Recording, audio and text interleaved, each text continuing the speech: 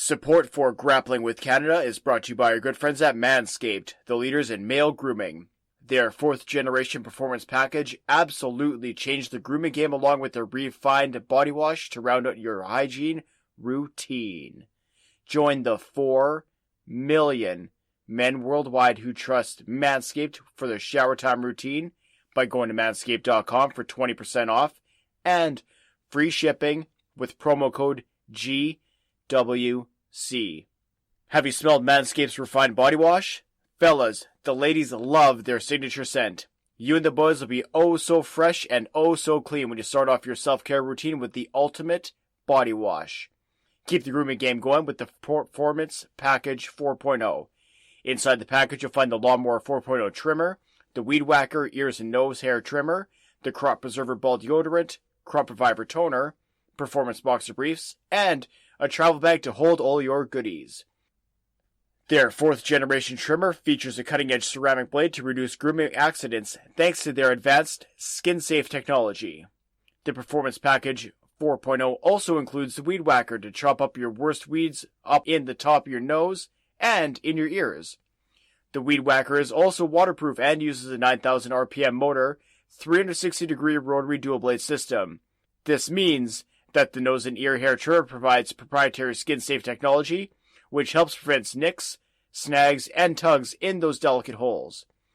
And of course you seal the deal with Manscaped's liquid formulations, the Crop Preserver ball deodorant, and the Crop Reviver ball toner. Trust me fellas, your boys will thank you.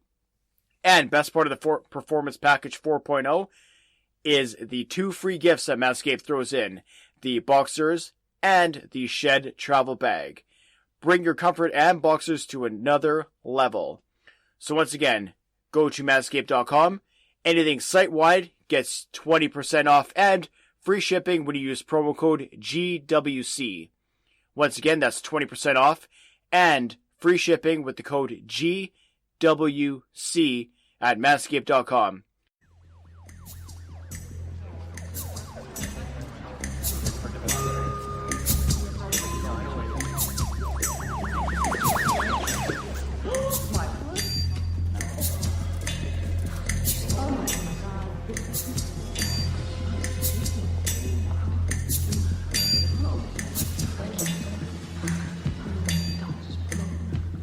I have come here to chew bubblegum and kick ass. And I'm all out of bubblegum.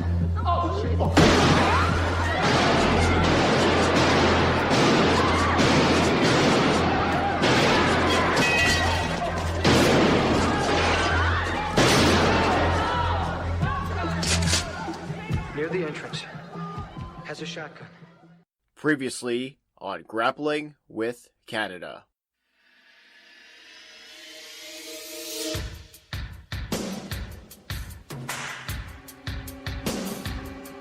The reason I got to know Rod was because one day I got a knock on my back door. And they had Rod with them, and they just said, "Hey, Cam, you're a pretty tough guy, and this new guy Rod's pretty tough. Why don't you have a fight?" So I said, "Sure." They're in Madison Square Garden, and it's almost time for Piper to go on. He's in a bathroom stall, self-medicating. All of a sudden, he looks up, and he sees a pair of hands up the top of one side of the stall, and a pair of hands at the other side, the top of the stall. And Vince McMahon looks over one side, and Pat Patterson looks over the other side. They see what's going on. And Piper looks up from what he's doing, and he says, "You see that house out there? We're drawing. That means I'm doing my job. Now soft."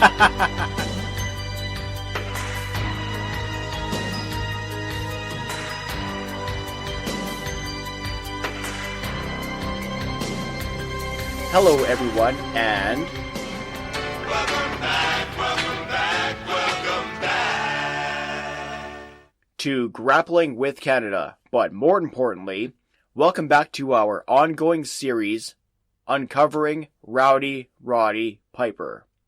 I'm your host, as usual, the Taxman. And I want to thank everybody for the tremendous response that I got for part 1 of Uncovering Rowdy Roddy Piper. If this is your first time checking out Grappling with Canada, welcome to the program. You probably want to maybe put this one on pause and go back and listen to part 1, Uncovering Rowdy Roddy Piper. In that program, I was joined by 3 tremendous guests where we were able to uncover a lot of information from Rowdy Roddy Piper's backstory that has either never been told or reported on before. Much of that came from Cam Connor and Vance Nevada. Vance Nevada was also instrumental in setting straight many of the, shall we say, innuendo-laden aspects of Rowdy Roddy Piper's career, specifically his early career, and I felt that we did an excellent job last month really laying the groundwork for what we are bringing to everybody in this month's episode. Also want to make mention in that episode, I was very pleased to be joined by Canadian historian Craig Baird for some tremendous conversation on small town Canada. So once again, if this is your first time to Grappling with Canada, you probably want to hit this one on pause, go back and listen to part 1 of Uncovering Rowdy Roddy Piper, and then hop right into this part 2 of this incredible series. Also, if this is your first time joining the program, or if last month was your first time joining Grappling with Canada, welcome to the program. You can subscribe to this program on any podcasting platform of your choice, whether that's Apple Podcast or iTunes, whatever the kids call it nowadays, Spotify, Stitcher, Google Podcast, Amazon Music, essentially wherever you buy, sell, trade, barter, or steal your favorite podcasts, you will find Grappling with Canada. Wherever you find this program, please make sure to leave a 5-star rating and a written review. If you leave a written review, I make sure to read it on the next available podcast. By the way, I have a tremendous 5-star review that I'm going to read later on in today's program. So once again, wherever you are listening to this program, if you could leave a 5-star rating and review, I will make sure to shout it out on the next available program. Speaking of which, you can also check out this show on YouTube, youtube.com/C/Six-Sided Podcast. Go ahead and hit the subscribe button there. We are slowly scratching and clawing our way to 1,000 subscribers on there. Every little bit helps. So once again, youtube.com/C/Six-Sided Podcast is where you can find this program. But the easiest way to go about all of that, simply check the show notes of this episode for the Linktree link, where you can find all the different ways to listen to this podcast, as well as ways to support the show. You can support this show via the tip function jar on Good Pods. You can also directly donate to the program via PayPal. And you can buy me a coffee at buymeacoffee.com/grappling. All of those avenues directly support this program, which allows me to further intensely research and bring more stories to you guys that otherwise are going to be, quite frankly, lost to the sands of time. More on that a little bit later. You can also support the show by going to grapplingwithcanada.threadless.com. That's where you will find all of the official, quote-unquote, t-shirt, merchandise, there's stickers, whatever. The whole shebang is on grapplingwithcanada.threadless.com. Thank you everybody who's been purchasing shirts off that program. And just want to make mention as well that all sales of the classic Grappling with Canada logo are being put together and will be donated to charity at a later point in time. So those are all the wonderful ways to support this program. Once again, the support that you guys provide means a lot to me, but it also provides, the ways that I can further dig into Canadian professional wrestling history and really bring some of the stories of the past out. This episode is not so much an example of that, more on that a little bit later, but upcoming episodes are going to be, and certainly episodes in our archives, such as the Jack Taylor episode specifically and the George Gordienko episode take a lot of time, a lot of resources, some of which are financial resources to fully develop, fully research, and dig into. So any support that you guys are able to help with would help me tremendously in production of this program. But the reason that we're all here today, part 2 of our Uncovering Rowdy Roddy Piper series.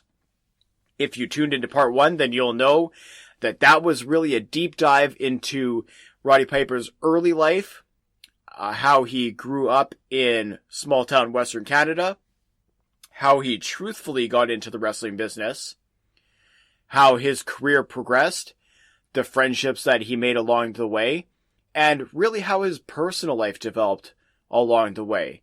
And once again, the 3 tremendous guests that I had on that episode really did an excellent job, I think, of highlighting all of the aspects that I just laid out in great detail last month. So, once again, if you have not checked out part 1 of Uncovering Rowdy Roddy Piper, I highly suggest that you would put this one on pause, go back, listen to that one. It'll set you up much better for our discussions today. There is one similarity between that episode and this one. And that similarity is tremendous guests. Today I'm joined by 2 guests who are going to speak on very different aspects of the continuing Rowdy Roddy Piper story. Now, today's story is really going to focus on the pop culture iconism of Rowdy Roddy Piper.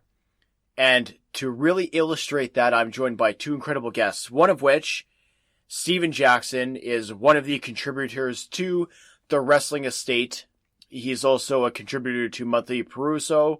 I'm probably butchering the way that that is pronounced. However, he's one of the best, in my opinion, wrestling writers out of the UK. So he's going to give us really the international view of the pop culture rise of Rowdy Roddy Piper inside of the WWF. I want to preface a bit of this conversation with a couple of things. Obviously, there's a whole wide range of Rowdy Roddy Piper's wrestling career that was highly influential in wrestling in the certain markets that he was in, namely Portland, Los Angeles, among others. There are tremendous stories of Rowdy Roddy Piper in those markets. Incidents like him causing a riot and getting stabbed and having to be driven to the hospital, almost losing his life. Incidents like the infamous dog collar match, that specifically has just come up in recent wrestling on AEW. They made mention of that, for example. Although those are highly influential moments and incidents in professional wrestling, today's conversation is really going to center on the pop culture impact of Rowdy Roddy Piper. I would highly suggest that people go out of their way to dig into those incidents, those aspects of Rowdy Roddy Piper's life. A lot of those can be found on ProWrestlingStories.com. They've done some tremendous articles on those, for example.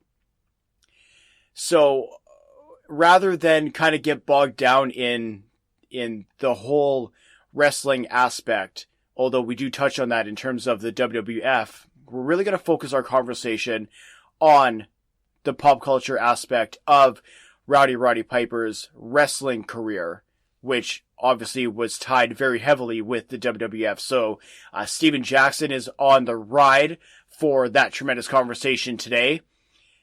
And I'm happy to be bringing back a guest who starred for our Abdullah the Butcher episode, Eyad, all the way from Bahrain.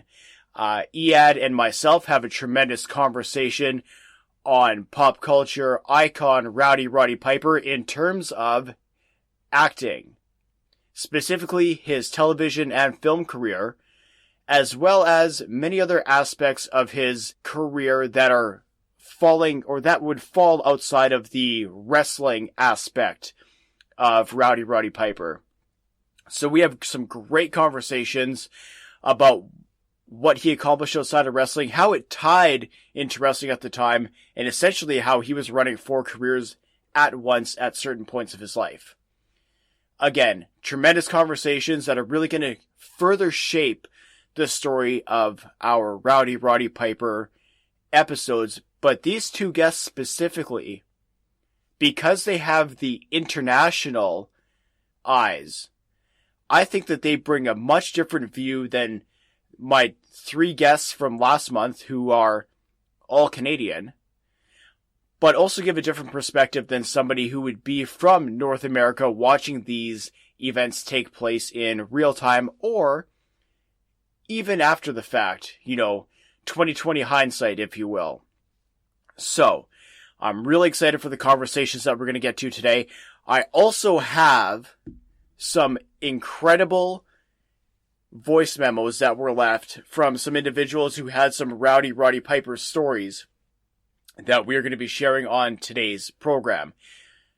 Obviously, we're going to have some classic Rowdy Roddy Piper film audio as well, and some audio from a very infamous incident that occurred on one of the, shall we say, wrestling programs that Rowdy Roddy Piper was involved in later on in his wrestling career.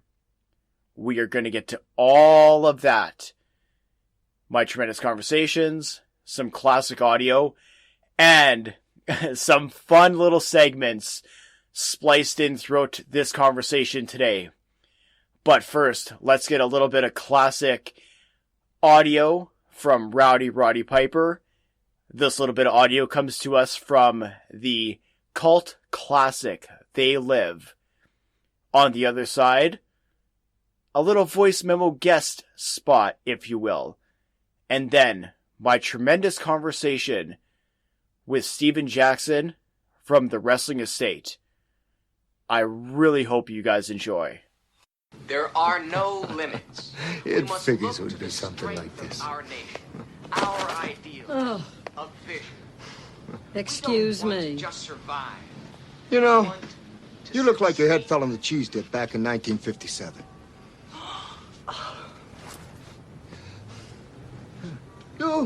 You're okay. This one, real ugly. You see, I take these glasses off. She looks like a regular person, doesn't she, huh? Put them back on, formaldehyde face. That's what we got. That's enough out of you. You get out or I call the cops. Call the cops. You know what you need? You need a Brazilian plastic surgeon. I've got one that can see.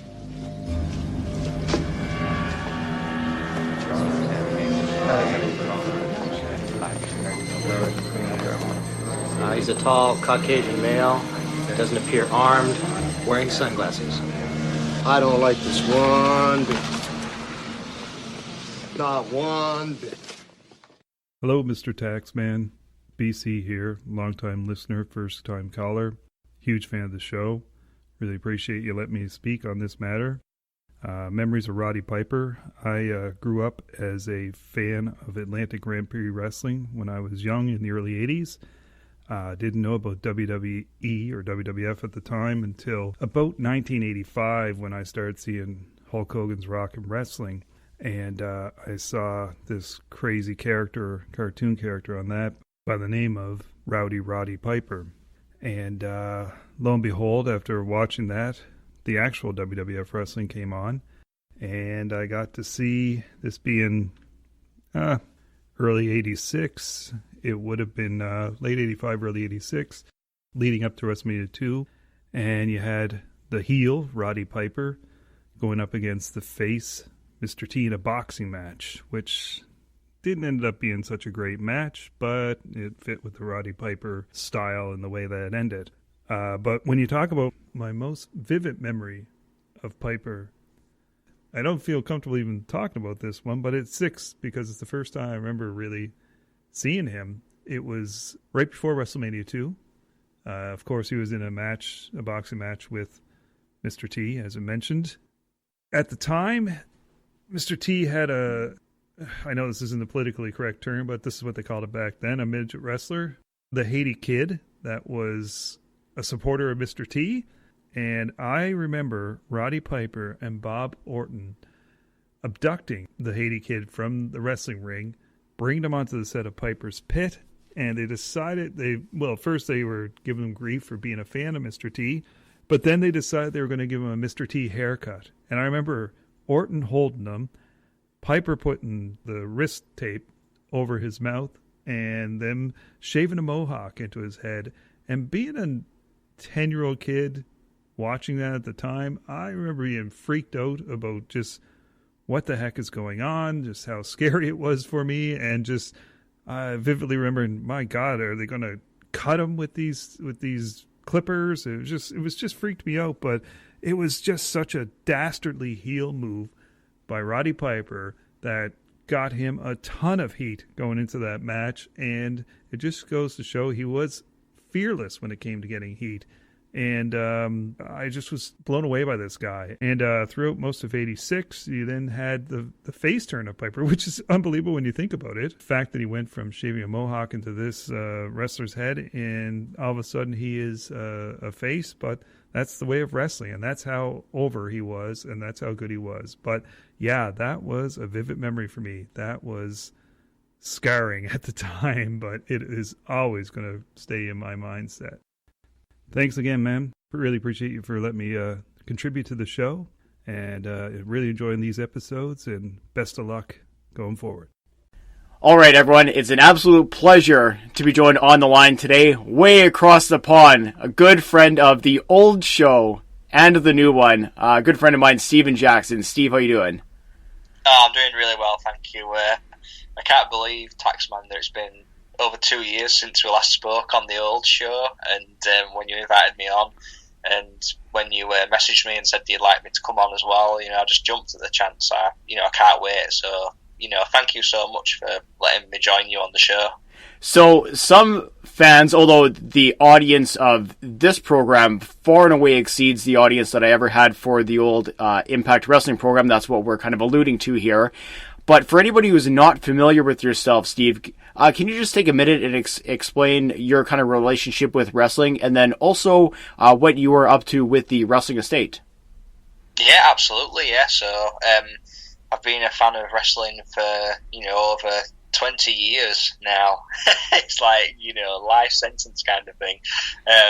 But yeah, I remember watching very early on WCW when I was about 6 or 7 years old, because we didn't have Sky TV. Anyone here in the UK knows Sky TV, you had to kind of like satellite TV, you had to pay for, but WCW was available on like terrestrial TV. So that was kind of my first introduction to wrestling. And although I'd seen kind of like the WWF on home videos and things, it wasn't until kind of the early 2000s when I was able to and when we got a computer as well, able to kind of access more of the world of wrestling. So I had more immediate access to things like, WWE at that point, Impact. We had the wrestling channel over here in the UK as well. So there was things from Japanese wrestling and Lucha Libre. So, I know what was really hot at the time. Vintage tapes of Frontier Martial Arts wrestling, so FMW. All Japan, and then it kind of just was a bit of a snowball effect, really, and it all just kind of melded into this 20-year love of the industry. But my main love has always been the 90s, partly just because of the nostalgia of that era from watching it for the first time, but I think also just the I think it was that moment where like we'll touch on in the episode, but I think like with the progression of the pop culture movement, in that you couldn't move without, the WWF having some kind of merchandise or WCW having some kind of merchandise. It was just kind of, wrestling was really, everywhere. It was such a phenomenon in a sense. So I feel very blessed that I came into wrestling at a point where it was so exciting and got to see so much wrestling as well. And I've seen so much over the past 20 years, both current and retrospective. I feel very, very lucky. Wrestling Estate-wise, yeah, I'm still regularly writing for the Wrestling Estate. I recently wrote an article about the recent GCW pay-per-view, World on GCW, which was really fun, a short piece, but I hope you all go and read it. I really like what GCW have done in terms of they've kind of filled the void what a lot of the independent scene kind of lost, and it was a really big moment for them to be able to sell out. I mean, I've never seen the Hammerstein Ballroom so full, even like when ECW were there, it was ridiculous. Yes, you know, the show may have not necessarily been to everyone's tastes in terms of match quality, but I think the achievement in terms of what they got in terms of sales and buzz, I think outweighs that. So yeah, like there's more articles coming, and the love for writing wrestling still there, and the love for watching it, and you know, podcasting about it. And you know, I'm just again so privileged today to be on the show with Taxman. It's a great honour once again. Well, we're gonna have a ton of fun today. Obviously, everybody knows by this point that we're naturally in part deep, if you will, into part 2 of the Roddy Piper career retrospective, if you will. So, and there's a few reasons that I wanted to have you specifically on the program. One is obviously your extensive knowledge of 80s and, like you just said, the 90s as well. Professional wrestling is kind of the period that we're going to focus the majority of our conversation on here today.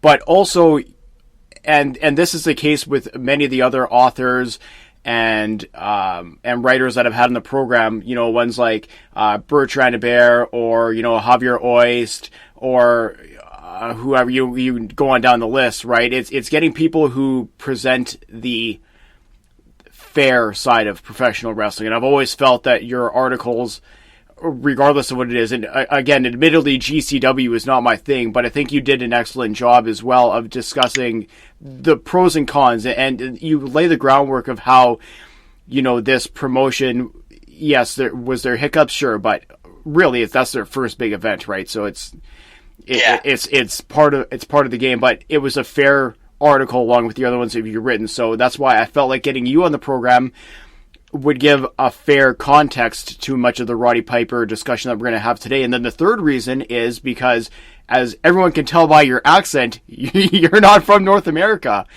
So I think especially more than anything, it's going to be fascinating to get your perspective as somebody who is from the UK, what somebody like Roddy Piper meant, not just to professional wrestling, but the larger context of this program today, and something you alluded to as well, is the pop culture iconism of Roddy Piper. So that these three reasons, amongst others, are why you're on the program, and I'm thrilled, and we're going to have a blast today.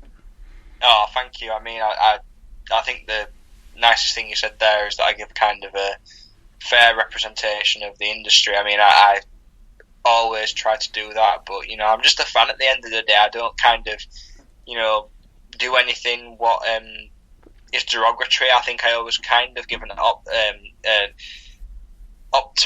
say optimistic, but I very rarely focus on the negatives. Yes. And I'm very objective, and regardless of if, you know, but the way I always look at it is that the people who are, especially during COVID, but the wrestlers and the talents who are going out there to entertain us are, you know, sacrificing themselves in so many ways, and that, you know, you've got to respect that for our entertainment, and that's the way I always look at it. So regardless of if, you know, I'm not necessarily a fan of somebody, I can still appreciate that they've gone out there and done that. So no, that means a lot, thank you. And I am really privileged to be able to talk about literally one of the genuine legends of the professional wrestling industry, Roddy Piper, today. So thank you. And that's another interesting point that you just broke up, and obviously this is something that's going to permeate kind of the thread of our discussion today, is that aspect of somebody who's gone out, you know, time after time and sacrificed their body and put themselves on the line and really done his best essentially to entertain the fans. And for everybody who listened to part 1 of the Roddy Piper discussion that I had with the 3 guests on that program, that was really something that ran through the entire thread of that program as well, is, you know, how Piper comes from small town Canada he works his way through, all the trials and tribulations, living on the street, being a vagrant essentially, to, really grinding his way through professional wrestling, the early stages of it, to superstardom, to the movies.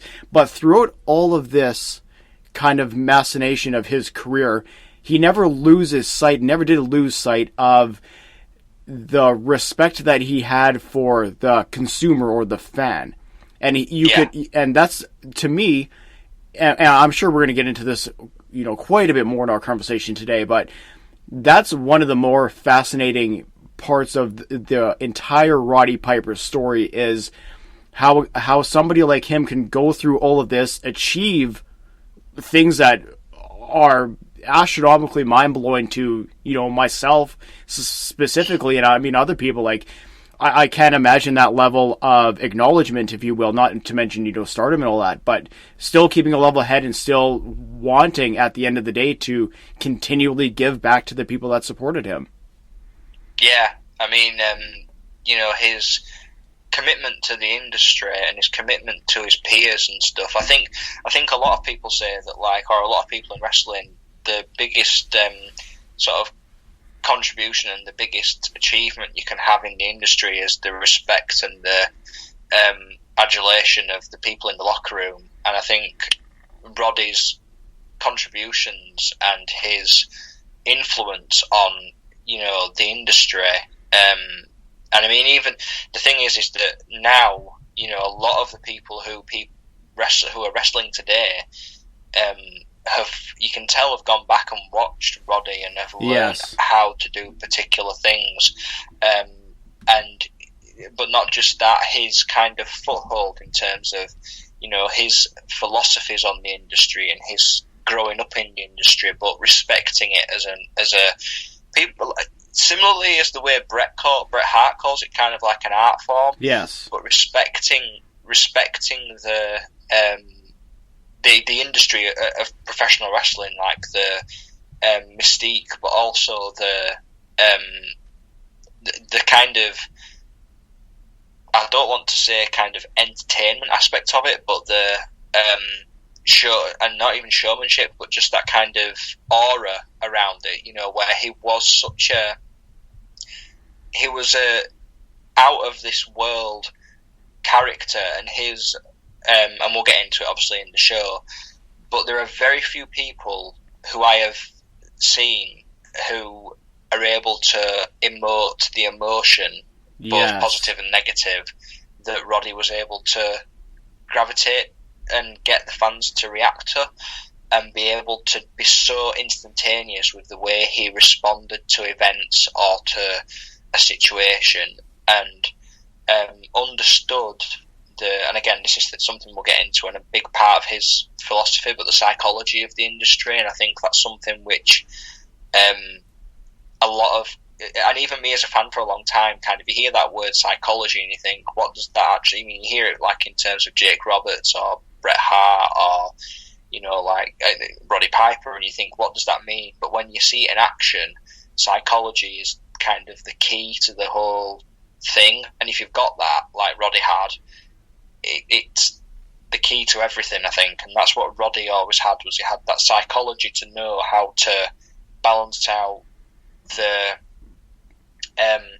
doing his work, but also entertaining and giving back to the fans. I think that's the thing more than anything else. He always gave everything, whether it was physical or emotional or verbal, out there to the fans, and you always feel that, like, it never kind of feels forced. And I think that's one of the genuine things about him, why it's always such a enjoyable experience to rewatch Roddy Piper, and why me, along with many people, miss him and that kind of influence in the industry.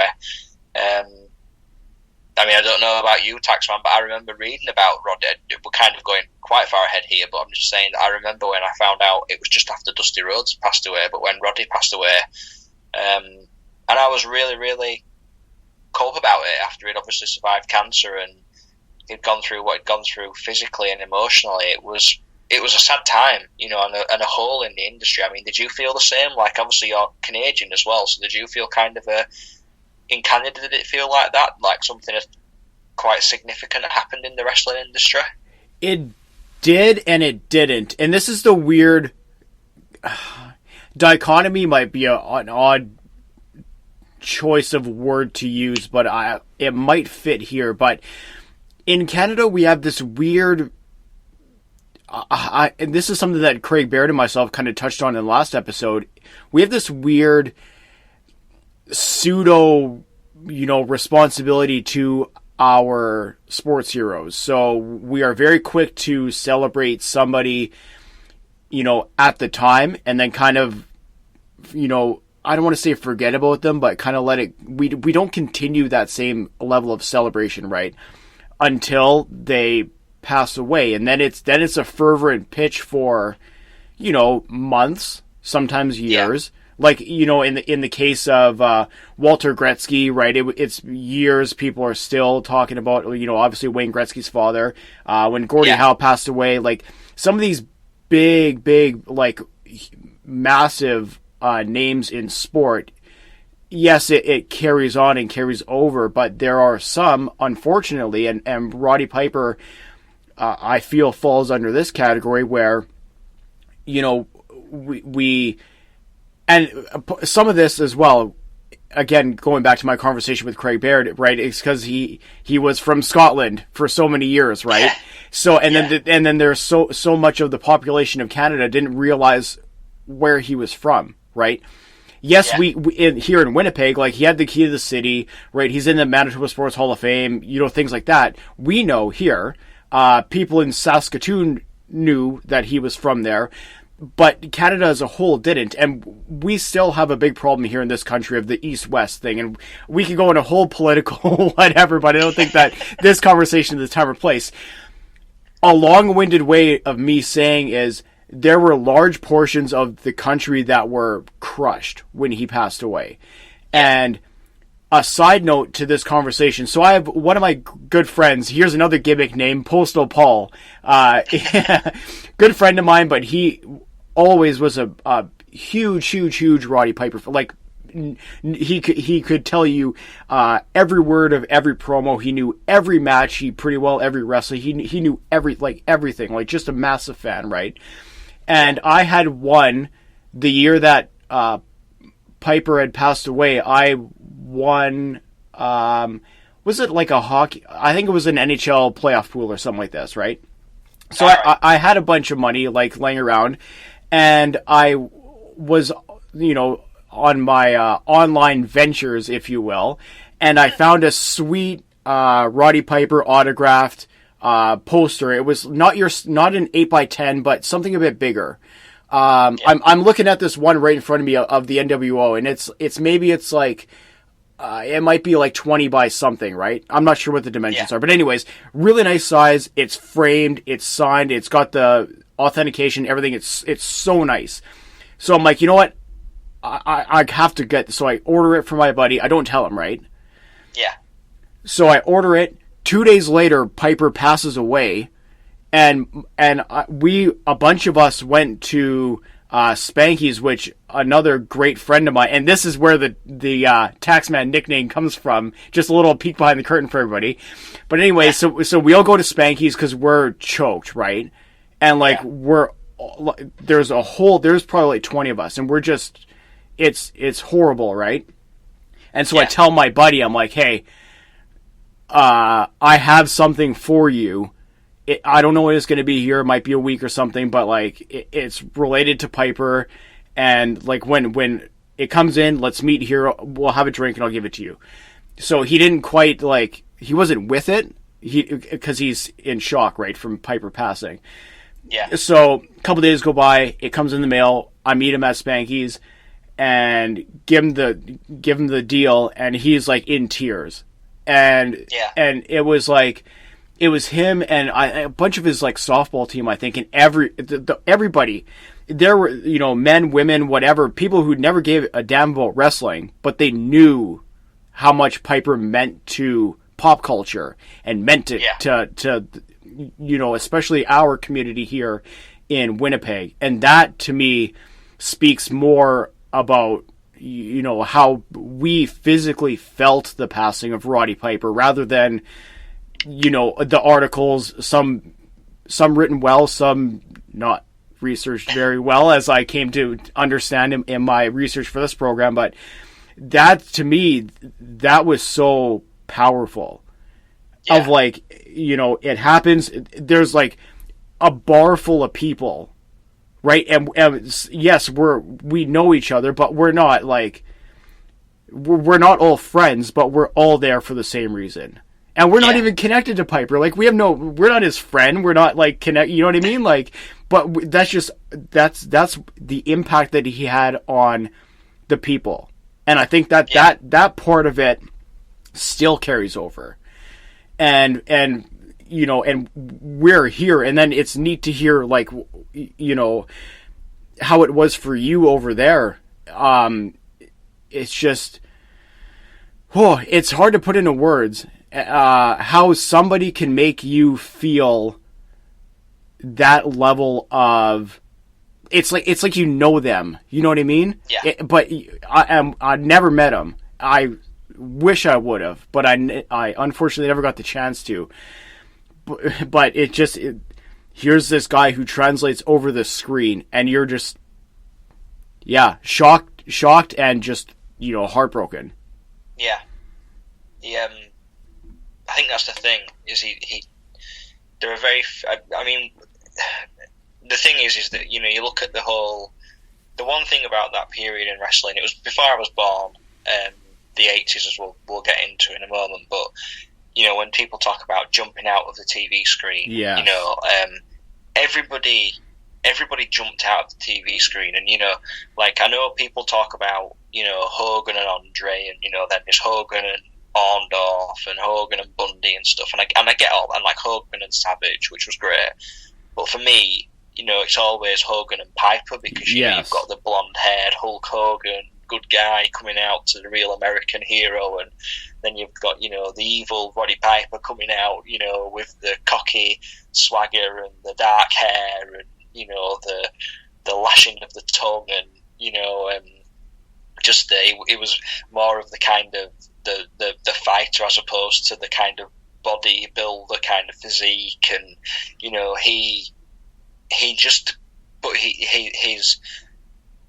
facial expressions and his mannerisms and his kind of philosophy and psychology of the industry just kind of made him completely come out of the screen, and it just made you, it was such a contrast to not just Hogan but everybody, and he just knew how to, you were always gravitated towards him no matter what, and more so now when you watch him retrospectively, you just realise how not just intelligent, but just how influential and how ahead of his time he was in terms of what he was doing, and how he touched the fans, because they loved to hate him, and you hear that phrase, you love to hate somebody, but the respect he earned, and you know, you see the like, we'll get into it, but you see particular matches and the fans' reactions and stuff, and it really is kind of a wonderful thing to see that the fans appreciated and respected what he did. And as we'll go on, you know, we'll speak about particular moments and things, and that was one of the things with me, is that, you know, I, you know, respected his contributions in terms of that he lived, breathed and died the wrestling industry, because it was his life, and especially in the 80s, the period we'll begin with, it was probably the most exciting and you know, important period of his life, essentially, and made him the megastar what he became, as we're talking about today. You know, like, that's why we're speaking about him today, you know, and me here in the UK. You know, we're speaking about Roddy Piper if it wasn't for this 80s period we're going to begin with. So yeah, an incredible figure who just transcended, you know, outside of wrestling and sports, and just touched people in a sort of film star and pop culture way, which I think is a great testament to his talent and him as a person. So yeah, I completely, and that's a wonderful story as well. I'm, very privileged to have heard that firsthand here on the show with you as well, Taxman. Thank you for, saying that. I apologize to everyone for going long on that one, and then I've also given up about three separate gimmicks in that same one. But no, you know what? It's I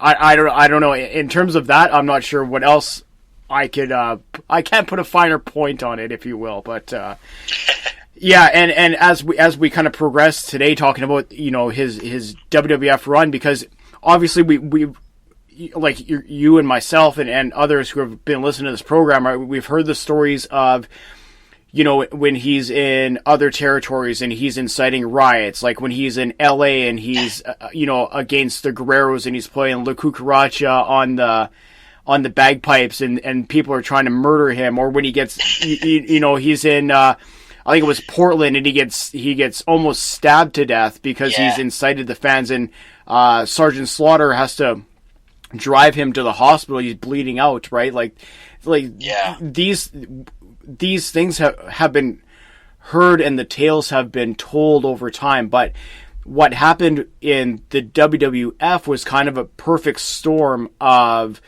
the national exposure because of the national expansion.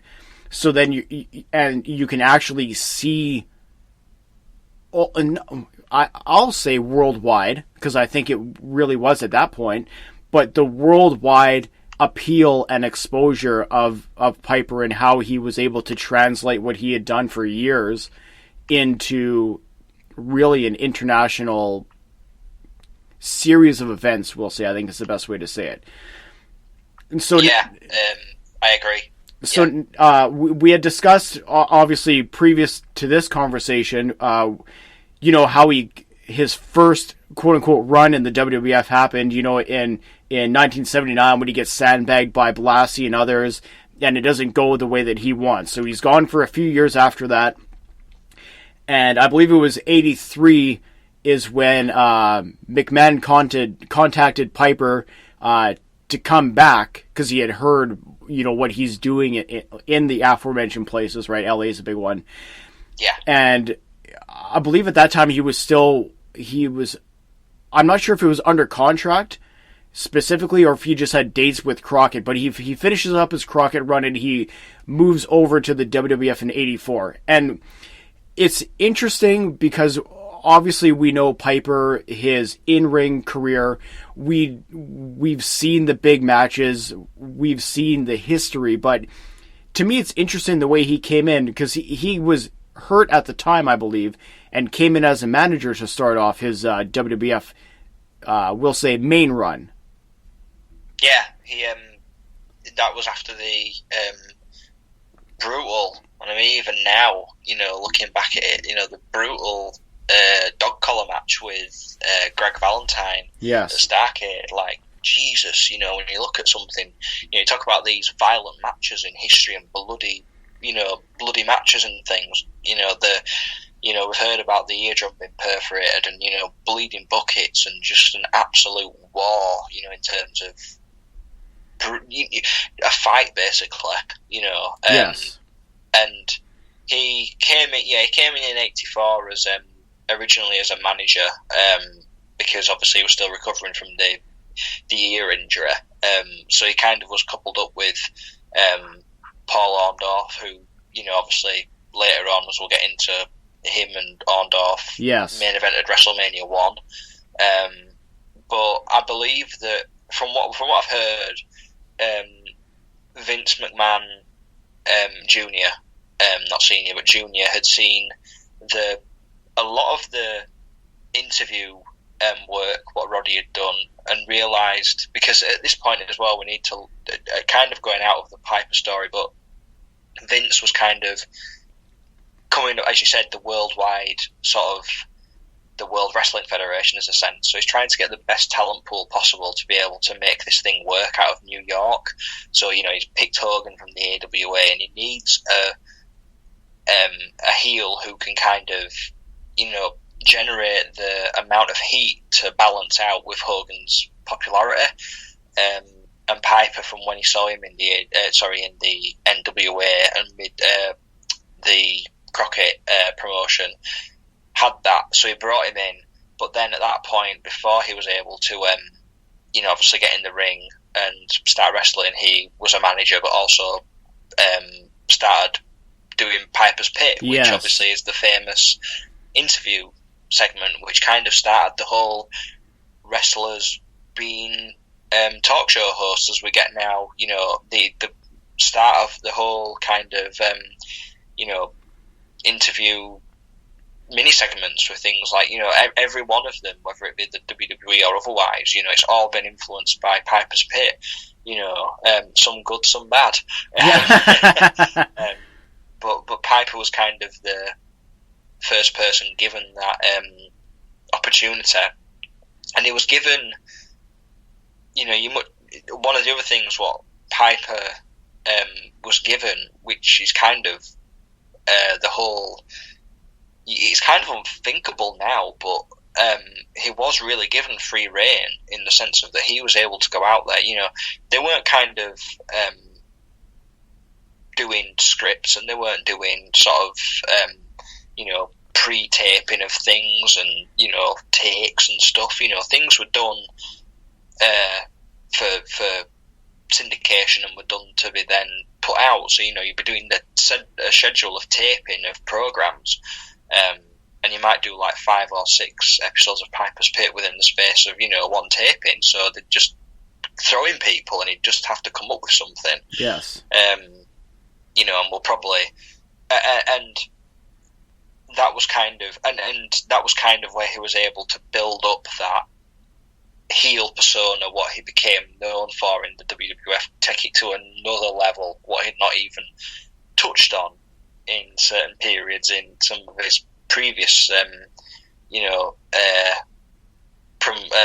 territory work, and I don't mean in terms of the riots, and I don't mean in terms of that, but I mean some of his vocal work and some of his more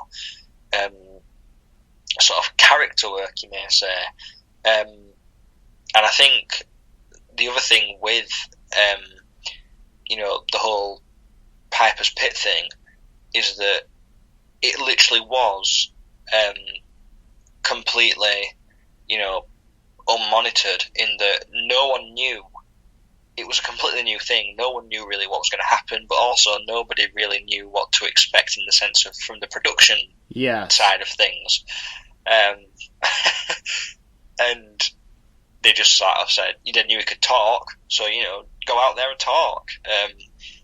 And I know from what I've heard as well, this kind of comes into something which we're going to discuss with Piper's Pit, but I know that because of his reputation in the industry, because he was very he had that kind of heat already from sort of the fans and stuff, and he had a particular seriousness about him in terms of the industry, like we were talking before about treating it as an art. I think he did come in with some kind of you want to use the word heat, or backstage heat, but I wouldn't.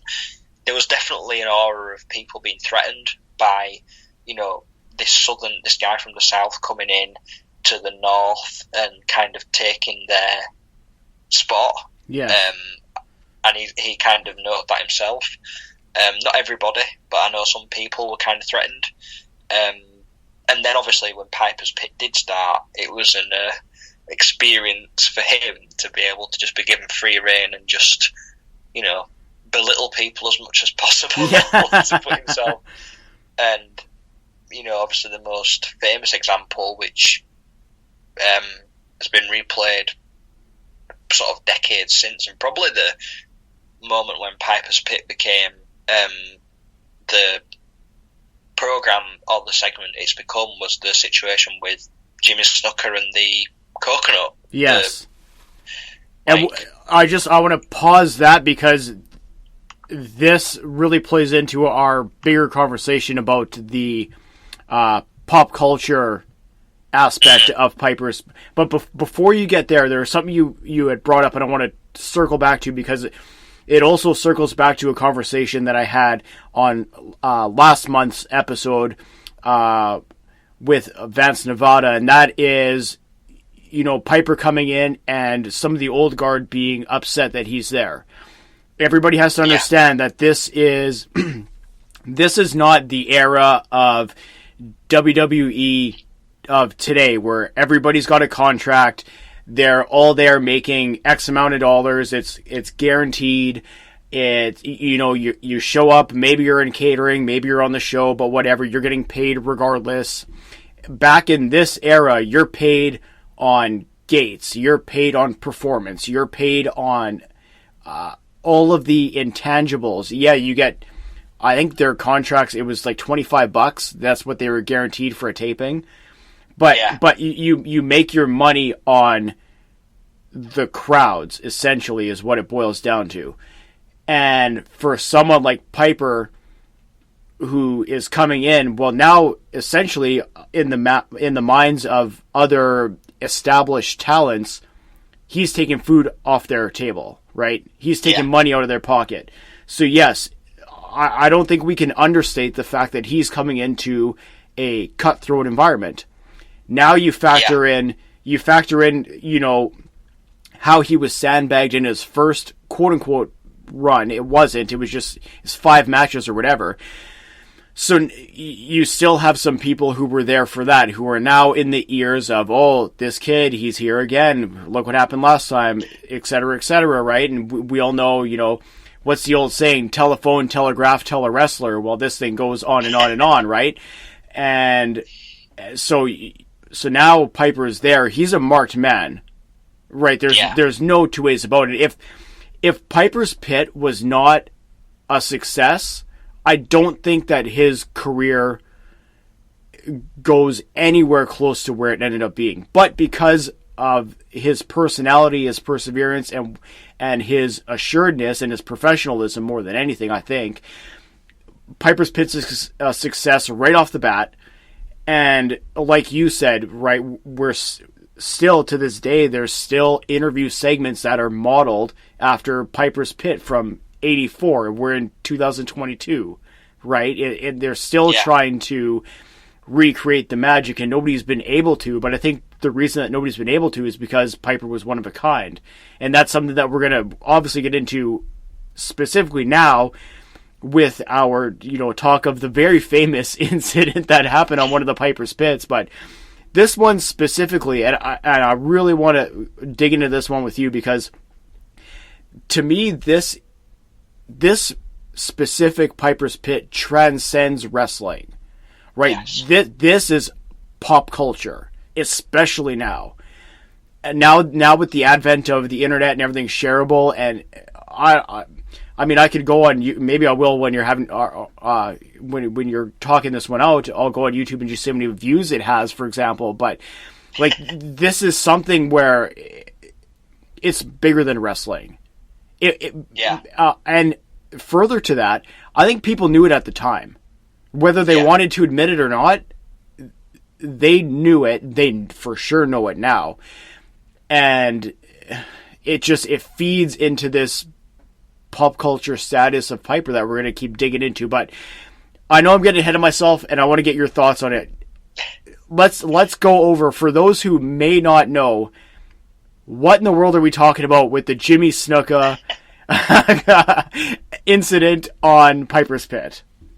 So for those who don't know, Roddy Piper invited Jimmy Snuka, or Jimmy Snuka was the guest on Piper's Pit, and part of the kind of antagonism of Jimmy Snuka, Roddy brought on a series of fruits, implying that Jimmy Snuka was kind of the man of the jungle, kind of Tarzan. So, does he eat bananas? Does he eat, pineapples? Does he eat, mangoes? And I can't remember off the top of my head, but does he eat coconuts?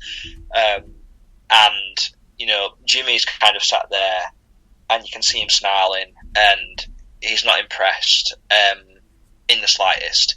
And this is we'll get into the other part, but so Jimmy sat there, and Roddy's giving his whole spiel, and he, picks up the coconut and, kind of holds it in his hand, and then he literally gets the coconut and just slams it against Jimmy Snuka's temple right in front of the camera, to the point where Jimmy falls off the chair, table goes over, the whole Piper's Pit set just falls apart because Snuka's basically been knocked out, and Roddy's carrying on berating Jimmy, and Roddy then has to run for his life because Jimmy Snuka is trying to kill him, essentially.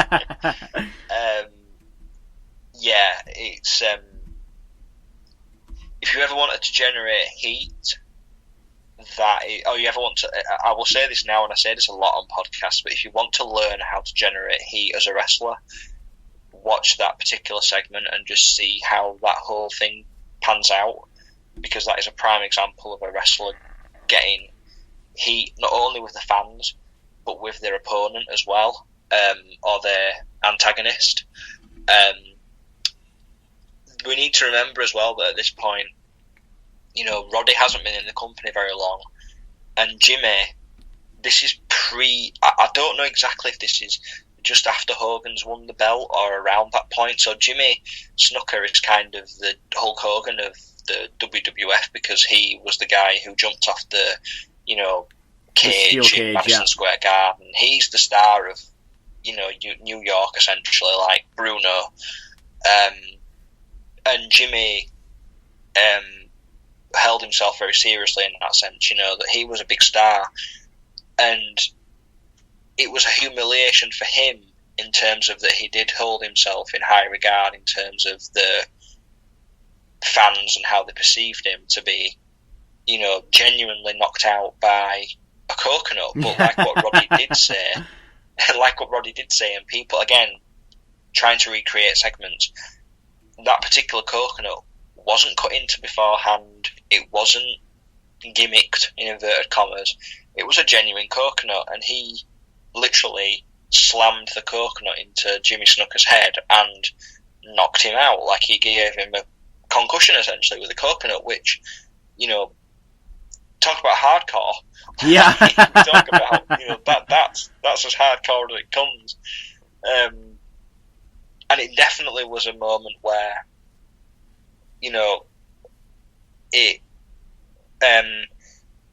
like you were saying about pop culture, it was that moment where there was a light bulb just went off, and it's like Roddy is literally, hot rod. He's completely out of control. He's not going to listen to anybody, or he does what he wants. The whole famous quotes we'll probably get into, but he didn't give a damn, and he, got into people's faces, and he, didn't care about, even like, I know in terms of like,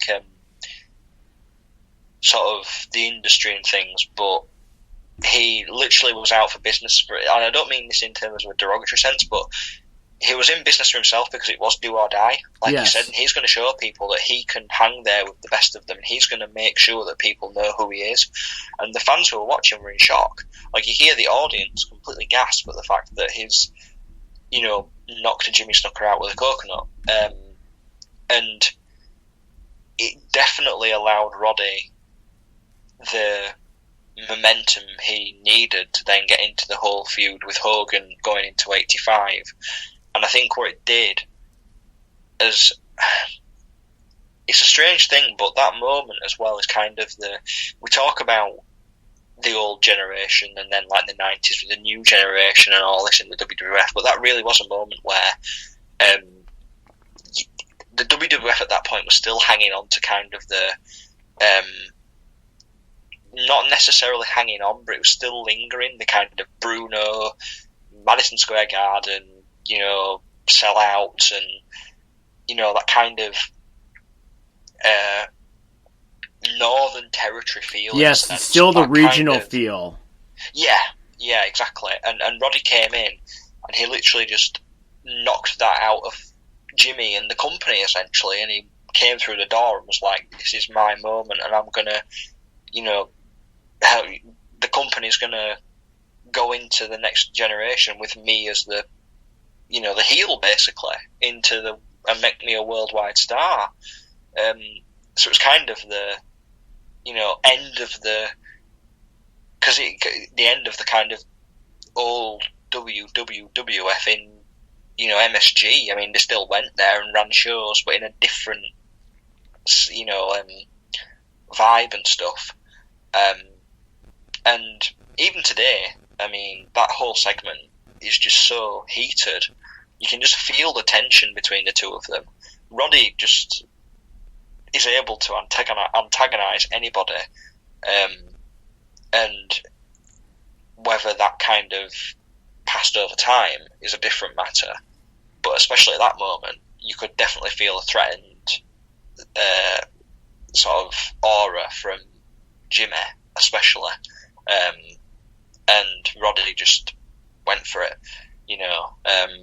but phenomenal television, regardless of wrestling or otherwise. Genuine and raw television. Do you know what I mean? Like, as raw as it comes, to quote, again, no pun intended, raw television. To me, it like I said, it definitely transcends wrestling, and even more than that, and this kind of also ties into what you had just said, right? This was Piper stepping out and saying, this is my spot, right? I'm here now. And I especially like what you said about this was really the time when WWF switched from the Northeastern company to a national company, because when they were, strictly focused on the Northeast, the New York territory, everything surrounded, even up in Canada, Toronto and things like that. It was always, and obviously Montreal, I can't forget about that, but there was always, everything was centered around that region, right? The characters that they had, the styles of matches that they had, the types of interviews, for the most part, that they had. Obviously, there's exceptions, but generally speaking, much of their cards, much of their promotion, much of what they were presenting was geared to that audience. And then you have Piper come in and just, like you said, he smashed all of that with one coconut, essentially. He did. He literally did. He just smashed the heritage of the WWF and created the WWF what it was going to become. And he, just made himself a star. He didn't have to, and it might not have been a star in the sense of a fan favourite by any means, but he made himself the true antagonist of the industry and the locker room. I know that there were people who were fuming about that he did that. I know that he generated a lot of antagonism from a lot of people with what he did. And there's a moment as well, like, we need to remember that kind of thing has never been seen before or since in terms of, like, wrestling. Like, someone going to that extent of, you've kind of got the whole racism thing with, Jimmy being a jungle man for one. Yeah. Trees and stuff, which is degrading enough. But then, kind of, the big, strong snooker being knocked out by a coconut. Like, a coconut, come on, like, and coconuts are hard though, like, they're not soft things by any means. Yeah. But it kind of definitely, again, made the interview segment not just people talking. It made it into part of the program, which is what it's funny now, but you see the whole thing of, like, the interview segment and blindsided with the microphone shot to the head, or like a steel chair to the back, or that was all created by Roddy, because beforehand it had just been a wrestler being interviewed by a backstage, but whether it be Vince McMahon Jr. or Gordon Soley, for example, outside the ring, after they'd done some wrestling in the ring, whatever. It wasn't necessarily them getting themselves over.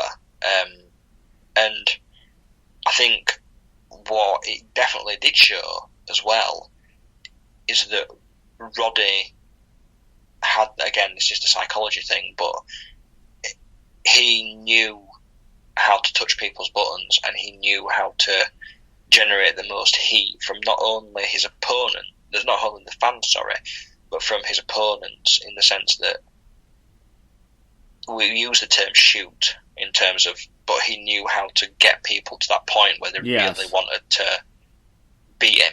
Do you know what I mean? Beat him up or attack him. And like I said, it was a fight. You said about the people's contracts and people's livelihoods. It was a fight for opportunities and those big contracts. And, you know, you've got big shoes to fill in terms of you've got you've been kind of given a opportunity, and you've got to go for it, because if you don't, then you might lose the biggest payday of your life and the biggest opportunity.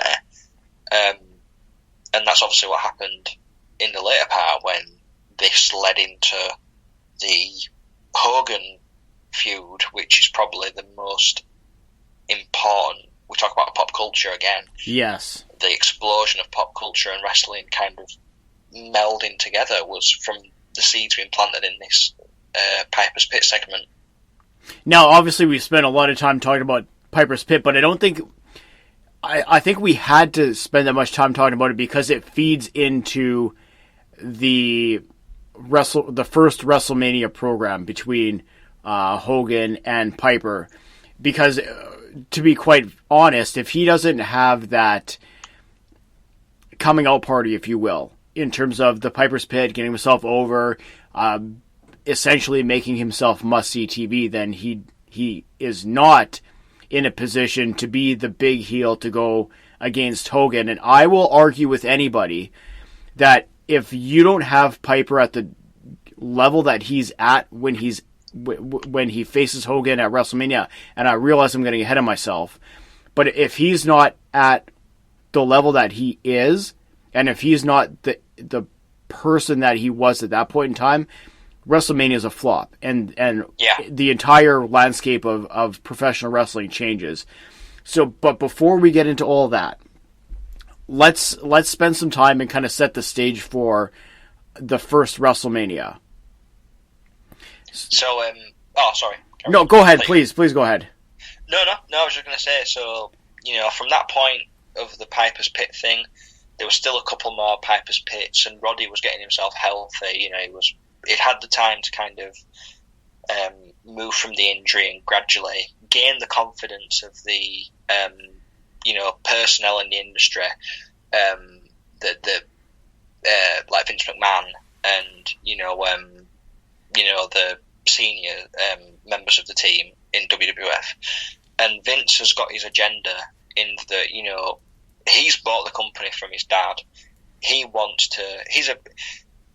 People say Vince is a wrestling fan. He's all this. Vince is a businessman. Yes. And Vince wanted to make money, and he wanted to make a lot of money. And he needed to know that the person, and that's why he got Hulk Hogan, because Hulk Hogan was a money-making machine in terms of marketing. You know, kids, adults, men, women loved Hulk Hogan. And to do that, you need to have an equal counterpart. You know, Yes. We've heard this before. To Superman, you need Lex Luthor. To the Batman, you need Joker. You needed a equal Hogan, and that equal was Roddy Piper. You know, and so he gets himself healthy, and then there's this idea throwing around about, we're going to do the first pay-per-view and stuff, and they'd already done. They kind of gradually built up to the feud in a few segments and stuff, and then there was the whole rock and roll wrestling, yes, thing. You know, Cyndi Lauper and like Mr. T and all that thing going on. So then we had the war to settle the score because MTV had just come along. So MTV was a massive mainstream new outlet for music television, but also like pop culture again. And I just want to break in here real quick. I don't mean to cut you off, but no, of course. Yeah, and really we need to really underline and highlight the importance of MTV at this time, right? Because music videos are huge at this point, right? There's heavy marketing from record labels to corporate sponsorships to everything. Everything and everyone wanted a piece of MTV. And then you get the WWF with they had the War to Settle the Score program on MTV. And I guess, and that really, kind of sets, and Cyndi Lauper at that time is a massive pop star. Like, she's huge. So, you kind of have all of these things percolating at once, and sorry to cut you off, but it does bleed into the War to Settle the Score. Yeah. So, kind of, from there, kind of Vince sees this as an opportunity to experiment, move out of syndication. And, you've got Hogan, who's the champion, you've got Roddy, who's the antagonist. Let's put something out on this new program and see how it goes. And, we had Hogan versus Piper in Madison Square Garden, and, we had the whole thing. It was very much the vibes of those things as well. I need to just say as well, like those matches and that whole era as well. It's very much like these, when I watch back like 70s and 80s kind of boxing matches ironically with like Muhammad Ali, who would come out of WrestleMania, that kind of the way it's announced by Howard Finkel, the crowd, the presentation, it felt like a fight as opposed to a wrestling match. Yes. And a big fight feel. You hear that phrase mentioned a lot. So they had the War to Settle the Score, which, was a success. It wasn't a great match by any shape of the imagination, but what it did is it got more eyes on not only Hogan but on Piper, and people wanted to see Hogan beat Piper. So then, Hogan then, joined up with Mr. T, as we know, and then Piper joined up with Paul Orndorff, who he'd been managing, to then go into a tag match, which led into the main event of the first WrestleMania, which, as you pointed out, had Piper's Pit originally not been a success. WrestleMania 1 would have... It may not have even happened. Who knows? They wouldn't have had that main event to be able to make it happen. Vince wouldn't have put his confidence in someone like Roddy if he didn't see it as a money-making opportunity. And as an opportunity for Roddy to get in there on a grand stage, and a historic stage, like, we're talking about it now, like, even now, like, it's nearly 40 years later, the first, like, it's kind of like mythologized now, but like the first WrestleMania, and that was the main event, and, it just had that, it didn't feel like a regional Madison Square Garden house show. It felt like a big main event. You had Muhammad Ali, as I just mentioned, you had Liberace, you had all these celebrities coming out, and it just felt like such a big event to see Roddy and Hogan. And, fair enough, there was Paul Orndorff and Mr. T there and stuff going on. We won't get it, like, with Roddy and Mr. T and all that kind of stuff. There was animosity there. But it was about them. And Roddy, that entrance he came out to at WrestleMania 1, that boo, what he got from the audience was just like... You won't hear a boo louder in your whole... I mean, I know we've heard John Cena getting booed and stuff, but that was like a different level. Yes, that's totally different, yes. Hostility. And you very rarely get that level of hostility. And Roddy just lapped it up. He loved it. You could tell he was in his element. That's what he'd worked for, that kind of reaction. If you're getting a reaction, then you've obviously done something right. If you're not getting a reaction, then you've done something wrong. And you could have asked for a better reaction and a better response from the audience, essentially. And, I mean, obviously I've seen it retrospectively. I mean, did you see it retrospectively as well, or do you remember it at the the time, or like? No, I saw. I was not. I was not on this earth when that event took place. That event preceded my birth by a couple of months. But no, I saw it, retroactively, and even watching it on tape, because I watched it on VHS. That was the thing back in the day. We may have some younger listeners, so kids go and look up what a VHS tape is. But video. Yeah, but you could tell, right? Like the way the crowd was. The way that the event was presented, that again you alluded to it, right? The big fight feel was there. Yeah. So, and then obviously going into the backstory of understanding all of these tendrils that kind of led to the moment, and you understand why this was such a big match. But yeah, so obviously the match happens, and people need to realize too at this time. This is like the early stages of pay-per-view, and they're still doing closed captioning, I think, in a few areas as well, but they being the WWF with WrestleMania does 1 million pay-per-view buys. It's the most in history at that point in time. Right? Yeah. This was an event where I think it's been well documented that Vince essentially sunk everything that he possibly had into this event. If this event failed, they were done. And obviously the event was a massive success, and they're able to, build on the success of WrestleMania 1 and really push the national expansion of the WWF. But again, this is something that we've discussed previously, right? If you don't have Piper where he is at that point in time, like, I don't think that WrestleMania 1 would have happened if you would have had, like, I know later WrestleManias had, King Kong Bundy, and it had other big heels, obviously the big famous Andre one, but I don't think that if you would have started with those, I don't think it would have been the same. Right? No. And good, bad, indifferent, whatever. I don't think it would have been the same, which then obviously you run the risk of there not even being the company after the fact. But again, this kind of, all of these things happen in this just quick succession, if you will. And then they're off like gangbusters. And Roddy Piper at this point is, again, like he's in the pop culture lexicon at this point. Yeah.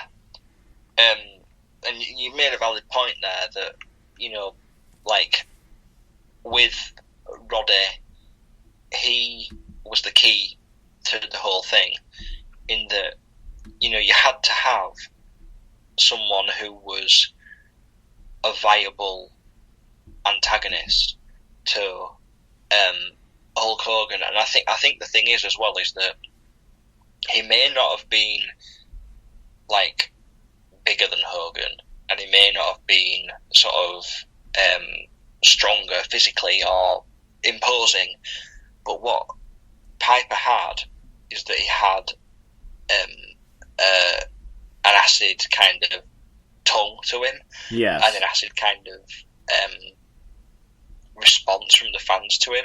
Like, he didn't give a damn. Hogan cared about, the kids, and, say your prayers, eat your vitamins, and Roddy didn't care about any of that. He kind of was like, he didn't even touch the sides of Roddy. And that was the thing, was that Roddy brought a level of hatred for somebody which allowed that complete contrast to Hogan, and no disrespect to Bundy or to Andre or even Randy Savage, but Piper laid the groundwork for that Hogan aura to be born and to then just grow from there, because he was just such the ultimate bad guy, as they always call him as well. He was the ultimate bad guy. Is a bit, again, I alluded to it with the Joker and Batman, but you can't kind of, he doesn't do anything physically threatening, but you can't necessarily. It's his psychology, his mind games, and his sort of antagonism, which just Hogan couldn't level with. That's the thing. That was the leveling factor for the two of them, and that's what laid the groundwork then later on for guys like Bundy and for Andre Savage, Sergeant Slaughter, and things. So we go from, as you mentioned, WrestleMania 1, and then the whole WWF kind of grows in massive popularity. Merchandising, marketing. We've got things like Saturday Night Main Event, which come along, and again, they, off the back of the WrestleMania 1, kind of allow you more opportunity for the fans to see the talent in, the WWF, including Piper. I believe that, I don't know exactly I can't remember seeing Saturday Night's Main Event with any episodes of Piper's Pit. I may be wrong, but I know that Piper's Pit was still taking place in, like, as in ring segments of all things, like in Madison Square Garden. Yes. And there was some great moments with, he even interviewed Paul Orndorff and kind of gave him a portrait, didn't he, and stuff, so there's some great moments and things. But the whole, like, you've got the, like, Hulk Hogan cartoon show with Roddy as the bad guy. It was the perfect marketable moment to bring it into pop culture for kids and for merchandise, and Piper as well as that. Sort of, like I said, real life bad guy in a sense, in that he was a bad guy who was on TV. He wasn't like a cartoon character. He was there, and you move from there on to, WrestleMania 2 with the storyline with Mr. T being continued from WrestleMania 1. Yes. And the again, inverted commas, you can't see me, people, but the boxing match you missed between the two of them, which was questionable to say the least. And there was a lot of animosity between the two of them, or Roddy for Mr. T, which, again, Roddy. One of the things about Roddy as well, in terms of why he was so intense and why it came off, the wrestling business wasn't just a love of his, it was his life. Yes. And it was what he was, and he, regardless of what he did inside the industry, like, when you hear him outside, like, talking about it, his respect and his love for the industry is what comes through. And he really was living and breathing the wrestling industry, and it was his art form. And he didn't like when somebody, he felt belittled the art form and his profession, one of those being Mr. T. So the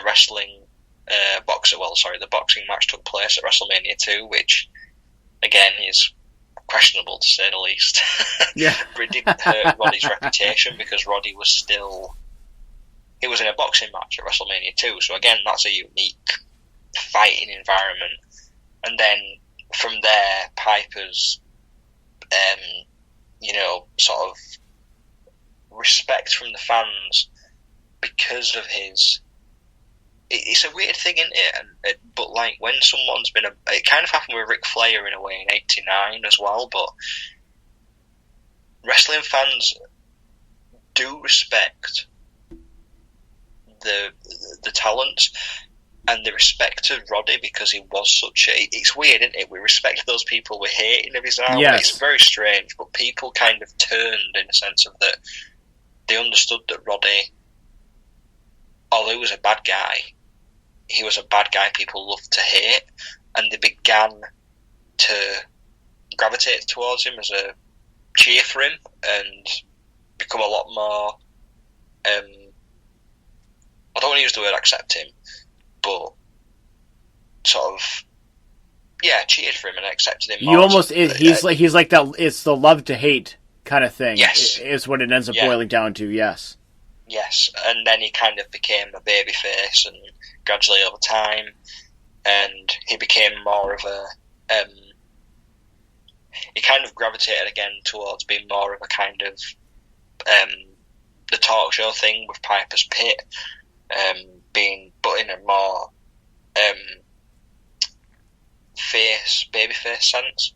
So we then got into the point of the situation with Adrian Adonis, going into WrestleMania 3, which was going to be his retirement match, in inverted commas again, because he was going to become an actor, and which again, through his work in wrestling, again, that helped him become more loved by the fans, because he was respected by people outside of the industry for his contributions in the industry, which took him to Hollywood to then become a film star. The first real kind of, in the North American movie industry,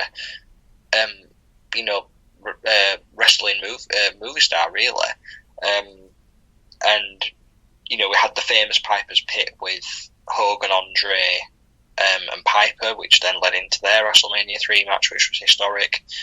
So it kind of all led into WrestleMania 3, which was the big apex of the explosion of the World Wrestling Federation.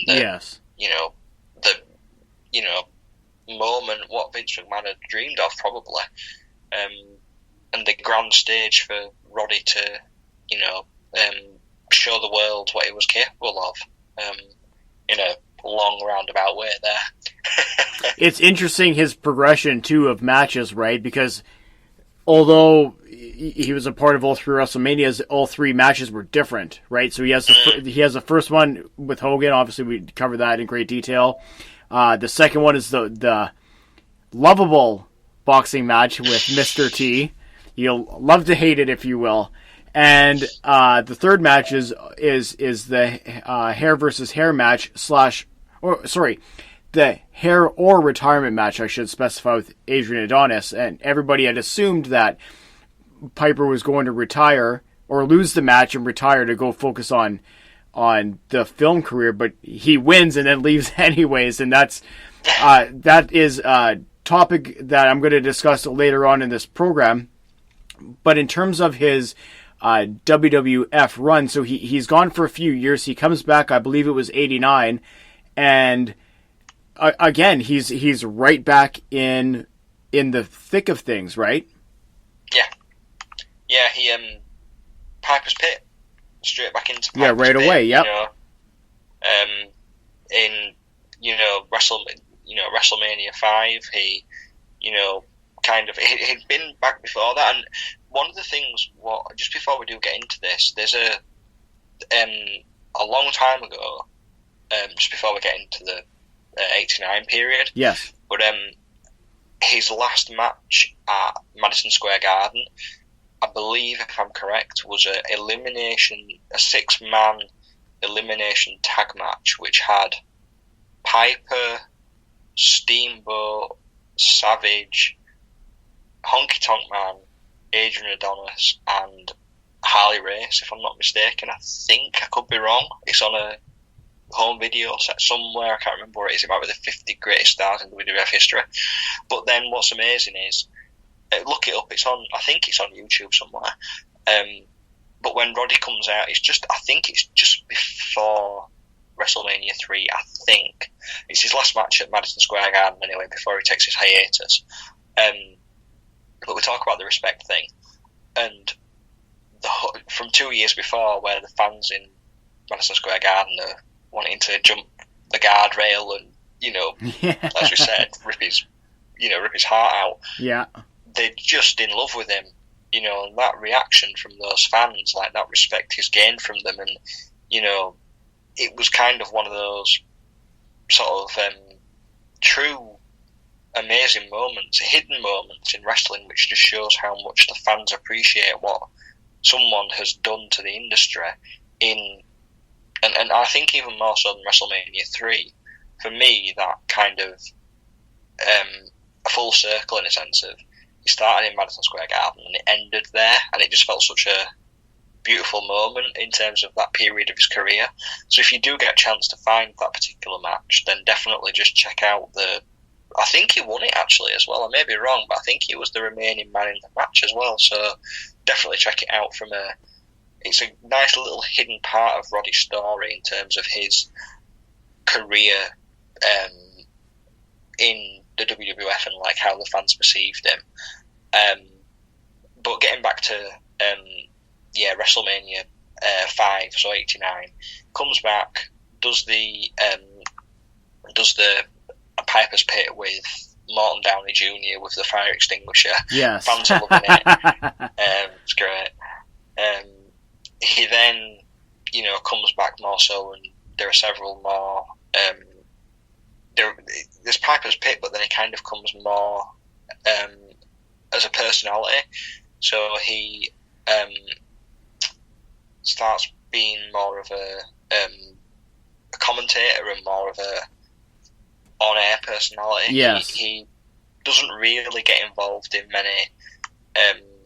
He has matches, but they're more so like on a house show level, like a lower level, more so than kind of building himself up for another big run, rather than them being on TV wrestling straight away. So he got involved in the SummerSlam match with Rick Rude and Ultimate Warrior, which was great fun. 89 SummerSlam's one of my favourite Yes, pay-per-views. that's right, yeah. I love that show. And then they kind of, from there, build up the whole thing with, Roddy and Rick Rude, who are two, great. You've got the great antagonist of Rick Rude, who's the, kind of narcissistic, Rick Rude, essentially. Ladies' man and all that, is great stuff. Exactly. Yeah. And a hard man himself, this is the thing, he fought in the ring, like you hear these stories. Oh, like, yeah, he could go. Guy. And then you've got Roddy, who comes in as well, and he's a hard guy, he's the fighter and stuff. So it was and a heel as well, but people love him for it. He's able to have the mind games. And then we then get into the interesting part where we get to WrestleMania 6, where we have Roddy and Bad News Brown. Yes. Which you may or may not be able to find nowadays. Yes.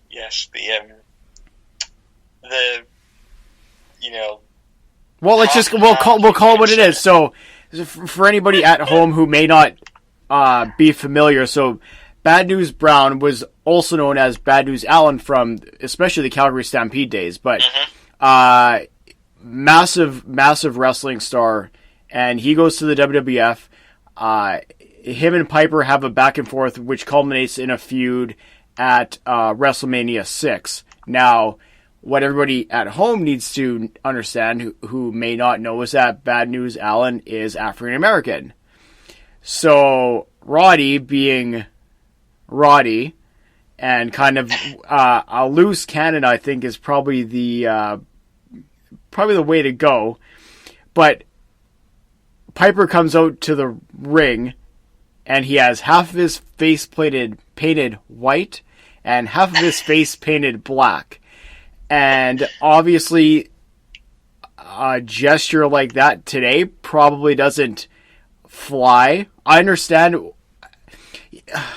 And this is one of those weird things too, right? Where Piper's come out and said that it was supposed to be like a statement against racism kind of thing, but then everybody took it completely the wrong way because it's a horrible look. It was. Yeah. I don't remember his exact quote, and perhaps I can find it later on, and if I can find it, I will include it later on in this program tonight.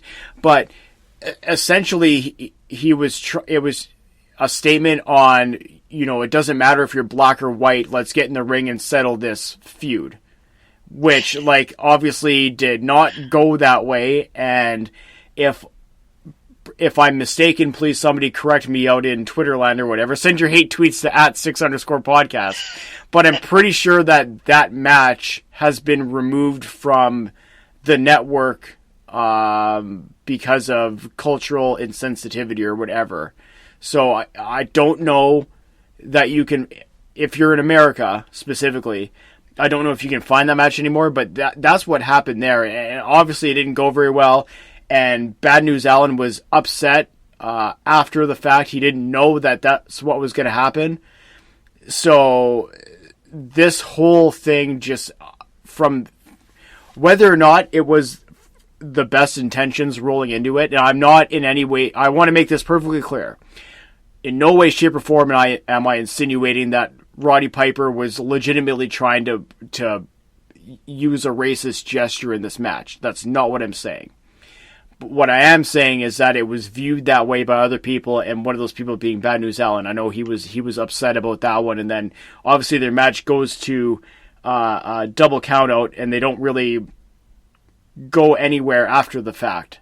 And apparently in the ring, you know, Piper didn't want to lose because he's Piper, and obviously Bad News Allen does not want to lose because look, right? Yeah. It visibly is there, why not, right? So match goes to double count out, but that's kind of for everybody who's not familiar with that story, and it's a polarizing one. And there's lots you can read about it. It's been heavily reported. Unfortunately, it's been heavily misrepresented. And if you're going to go online and read kind of articles about it, just please keep in mind what you're reading and the context you're reading it in. That's all I'm going to say about that. But, you know, for further discussion and for further investigation, it's out there in the ether for anybody at home who wants to hear more about that story. Obviously, I am not, you know, white guy from Winnipeg. I'm not really qualified to speak about, you know, racial issues and what somebody may have or may not have felt in that situation. So that's why I'm kind of phrasing it the way that I am. But I do know that it was not, for sure, it was not meant to be, you know, a completely racist gesture towards an African American who Roddy was fighting in the ring. No. I think as well you hit a good point in that it shows that Roddy is a loose cannon, that particular segment, in that he didn't, again, he loved putting his opponents off guard. And yes. He completely was off guard with that whole, you know, situation. I mean, had Bad News Allen painted half of his body in white, then you could tell that there was some kind of a thing going on backstage when yes. they were both on the same page, essentially. But Roddy did it himself, and I think it definitely, you know, the confidence factor in Roddy to be able to do that is one thing. That he did it. I mean, retrospectively now, it's very uncomfortable. I mean, even at the time it was uncomfortable, but even more so now when you know about how Bad News reacted to it and everything. But, you know, he kind of, that was part of his, I mean, we talk about Brian Pillman, the loose cannon, but Roddy really was a loose cannon, that no one really knew what Roddy was kind of going to do. Yes. And, you know, that's kind of the equivalent of the coconut shot. That's in a sense to Bad News, and it offended him. And you know, that's kind of part of the business philosophy of Roddy, in a sense, and the psychology side of him. And you know, we need to remember as well that Roddy has been away for a while, so the industry has changed slightly in the sense of the company, has changed in that, you know, Vince has been able to get in, you know, a mixture of big, muscly guys, equivalent to Hogan, you know, like the Ultimate Warrior, Rick Rude, Savage has obviously bulked up, and to stand out, you have to make a statement. Yes. And he made a statement, especially coming back into the company after, being away, which then, from WrestleMania through 91, kind of, there was a mixture of, he was kind of here and there, Roddy, segments and the odd matches here and there, but at this point in time as well, Ric Flair came into the WWF, who Roddy was very close to on a personal level. I believe that Roddy was actually Ric Flair's best man at one of his weddings, I believe, if I'm correct. I could be wrong, but I think I heard that somewhere. So they were friends outside of the industry, and they kind of had a bit of feud going on as well, like on house shows and stuff.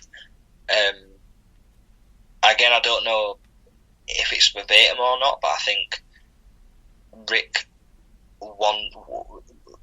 Flair has said, or I've heard him say, that one of the reasons he wanted to go to the WWF was because he wanted to face Roddy. Yes, that's right. After he'd seen him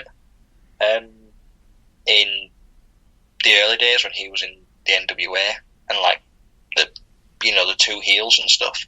I've heard that. I think, and then that led into Survivor Series where you had Rick's team, and then you had Roddy's team, and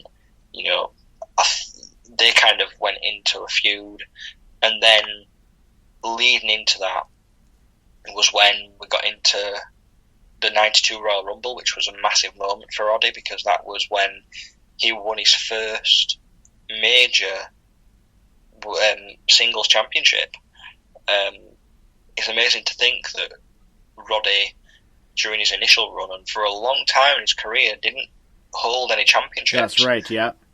And he defeated the Mounter at the 92 Royal Rumble for this Intercontinental Championship, and the crowd went crazy and were so pleased that Roddy had won his first singles belt. And it was it was sold on commentary by Gorilla Monsoon, and it was a massive moment. It was the equivalent of a world championship win, essentially. Yes.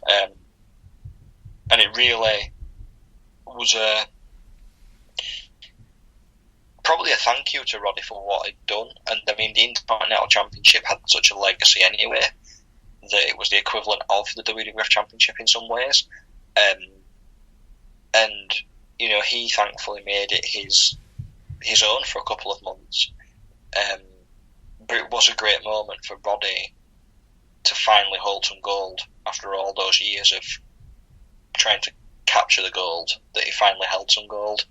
And then he went into the 92 Rumble, and although he didn't win the Royal Rumble match, he, was part of that amazing 92 Royal Rumble, which Ric Flair, his friend, won, which then led into an amazing match, which is now again sort of mythologized, which was Bret Hart against Piper at WrestleMania 8. That's right. For the Intercontinental Championship, which was arguably the greatest wrestling match in the career of Roddy Piper, and it's phenomenal.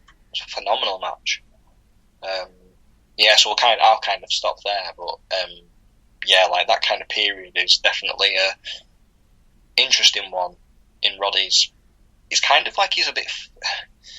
I always felt like at this period in time, Roddy kind of was trying to find his fit, and he didn't really know where he fit in the industry a little bit. It's kind of like he was a bit lost,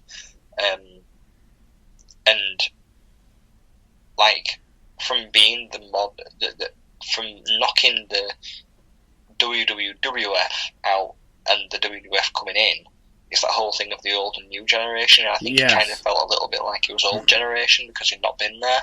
But I think this point in time when he got the belt was an opportunity for him to show a different side of his wrestling ability, which I think built his confidence up and his legacy up even more. You may think differently, but that's kind of how I perceive it. No, I agree with that, and I think it's evident in the crowd reaction to both him winning it and him losing it, right? Because for as much as the crowd went nuts for Bret Hart winning it, I think the crowd also went nuts as an acknowledgement to Roddy for being, for being who he is. You know what I mean? So, like, you can, and this is the interesting thing about wrestling, right? And wrestling fans is when somebody wins a championship, it's often very evident if the fans think they deserve to win it, and they do, and they win it, and the fans have a certain pop, but the fans have a different pop for a title change when they respect the guy who lost. And I think that is very evident in the Bret Hart match at WrestleMania 8. Now, I'm very glad you brought that point up. And it's interesting, too, you brought up another point. And obviously, like, yes, he was still with the WWF. Like, he was gone for a while. He came back, 94 to 96. But it was not like... He was never a main event player, if you will. Right? And... So I definitely understand your point about now, instead of being the guy who smashed out the WWF to usher in the WWF, now he's kind of getting ushered out. And this was at the time when, a lot of us fans would jokingly refer to this time as the cartoon era, where, Piper definitely does not fit what they're doing at this time, really appealing to kids, good, bad, and different. I'm not criticizing the structure, if you will, but that's what was happening at the time, so he's not really a fit there.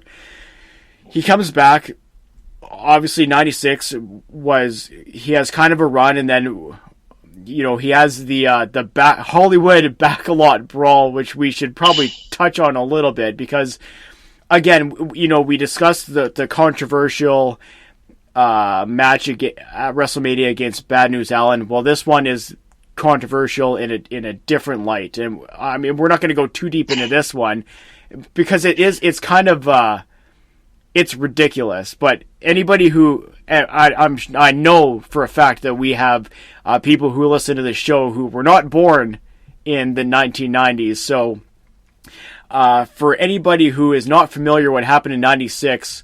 Throw this in your Google machine, the O.J. Simpson trials, and specifically you can find out the O.J. Simpson Ford Bronco escape / police chase to kind of get further context into what we're talking about. But essentially, at WrestleMania, I believe it was, WrestleMania 12?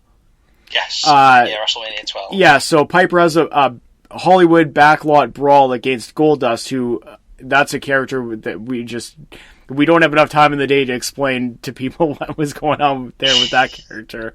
But essentially, they have a brawl that begins at Arrowhead Pond. Goldust makes an escape in a Cadillac. Piper allegedly jumps in a white Ford Bronco, and essentially the WWF just shows footage of the O.J. Simpson police chase or whatever over top. It finishes at the arena and it's a whole. It's an interesting exhibition, if you will. So, yeah, for anybody who wants to understand a little bit more of that, again, we're just going to touch on that because as much as it's funny, it's not really, a standout moment, I will say, in the life of Roddy Piper and his time with the WWF. No. I think, again, though, what we need to mention, though, with that segment is that, we talk about Roddy. Roddy's very much a trailblazer for many trends in the industry, on many moments. And the WWF at this point kind of was, like you said, the cartoon era, the new generation, and the whole,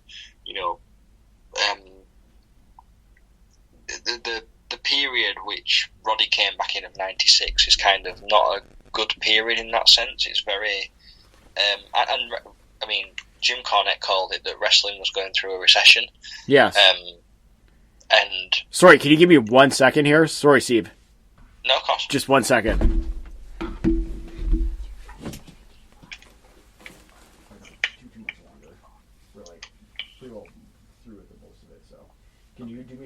put the steak in the little marinating tray.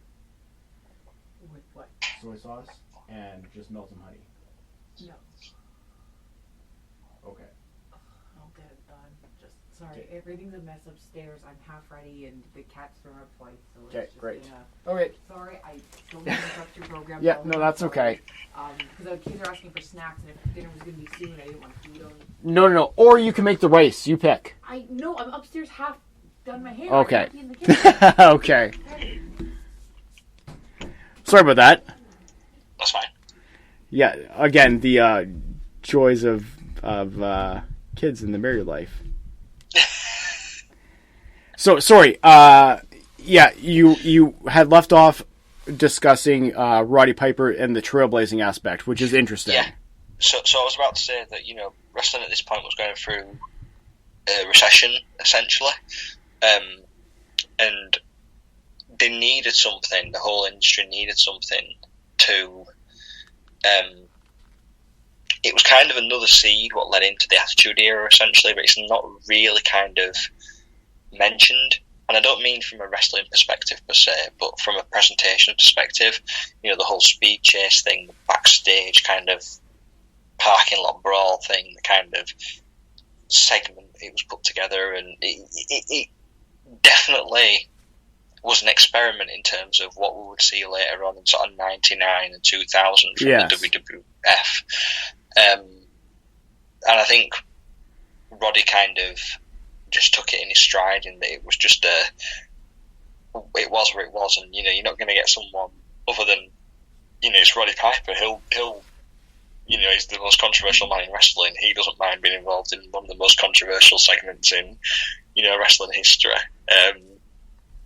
And it was funny, especially here in the UK when, again, you know, it's one of those things what's kind of, you can't not laugh about it. But I think unintentionally it was a step towards what we would see later on in the Attitude Era from the company, with like the hardcore title and these crazy kind of, you know, non-wrestling segments and, you know, like real life kind of, you know, stuff. So it's an interesting one. I think Roddy, though, definitely, I think the problem was that the industry had changed so much since he was in the company. Yes. And I think he had lost a lot of his, at that point, his passion, in a sense. I think and obviously he was getting older, so I think then when he came into WCW, which, you know, he was there for about, you know, a couple of years, and then kind of on and off again, like the WWF, where he was on and off post 87. Yes. I think WCW kind of, much like with Hogan, was a breath of fresh air, especially going into the Monday Night Wars, which would, you know, although he wasn't a prevalent part of that as a talent, or like he wasn't like on the main event level he had been, he was still a vital component in getting people drawn into WCW at a time when, you know, we hear about the Forbidden Door, and we hear about all these silly terms now about jumping ship, and, yes, you know, Roddy, much like Hogan, jumping from the WWF to WCW was a big deal. That loyalty and stuff, and there was a lot of, I know there was a lot of animosity from a few years later from like Vince and a few other people, because Roddy had kind of been a loyal guy, and then he'd kind of gone and done his own thing. But that was him, you know. He was doing what was best for him and his family at this point, you know, and what he wanted to get out of the industry. So then he joined WCW in '96, and then jumped straight into his feud with jumped right back into his feud with Hogan, and they later on main evented Starrcade at Starrcade '96, sorry, which was an interesting throwback to, the just over 10 years before WrestleMania. So it was an interesting time for Roddy. I think again he was trying to find himself, but I think WCW helped him to just have a breath of fresh air in terms of presentation and just, territory essentially. Yes. Down south, because it was Georgia at that point. Well, like the South essentially. Going back to his roots, really. So an interesting time, definitely. The mid '90s for Roddy, leading into the 2000s. I didn't watch the Monday Night Wars directly, but do you remember seeing Roddy kind of debut and his time in the company? Yes, I remember that because I was watching at that point. That was right in my wheelhouse, right? So it was interesting for us. And obviously he wasn't the Roddy of old, but you're still fascinated with what he was able to do there. And unfortunately, with so much focus being on the NWO, and then he has the program with Hogan, but then he's kind of out again, and then he's back and he's doing a program with Bret Hart for a bit. Then he's made a special guest referee, and they kind of did like this take on the Screwjob thing that was really bad taste. I believe that happened in '99. So he's there and he's a part of it, and he's in the mix of the Monday Night Wars, but it's not. And this is not, I don't mean any disrespect at all towards Piper, but it wasn't part, or he didn't really fit there either. And I think some of that has to fall on who was running it at the time. And, many people have had their thoughts about WCW management at all the times that Piper was there. Obviously, he went through two different people who were in charge of that ship, and one of them sank it. But that's a whole other can of worms. That what happened with WCW. You could, we'll just leave that one where it is. But so he finishes there. Obviously, he has some time in the early 2000s with WWE. Again, he's in and out. He's doing some Piper pits. He's interacting with guys like Jericho, guys like Rikishi, and then he's out again. He has a cup of coffee with TNA, Total Nonstop Action. I think honestly the most memorable thing is, and I don't know if you've ever seen it, the promo that he cuts on Vince Russo.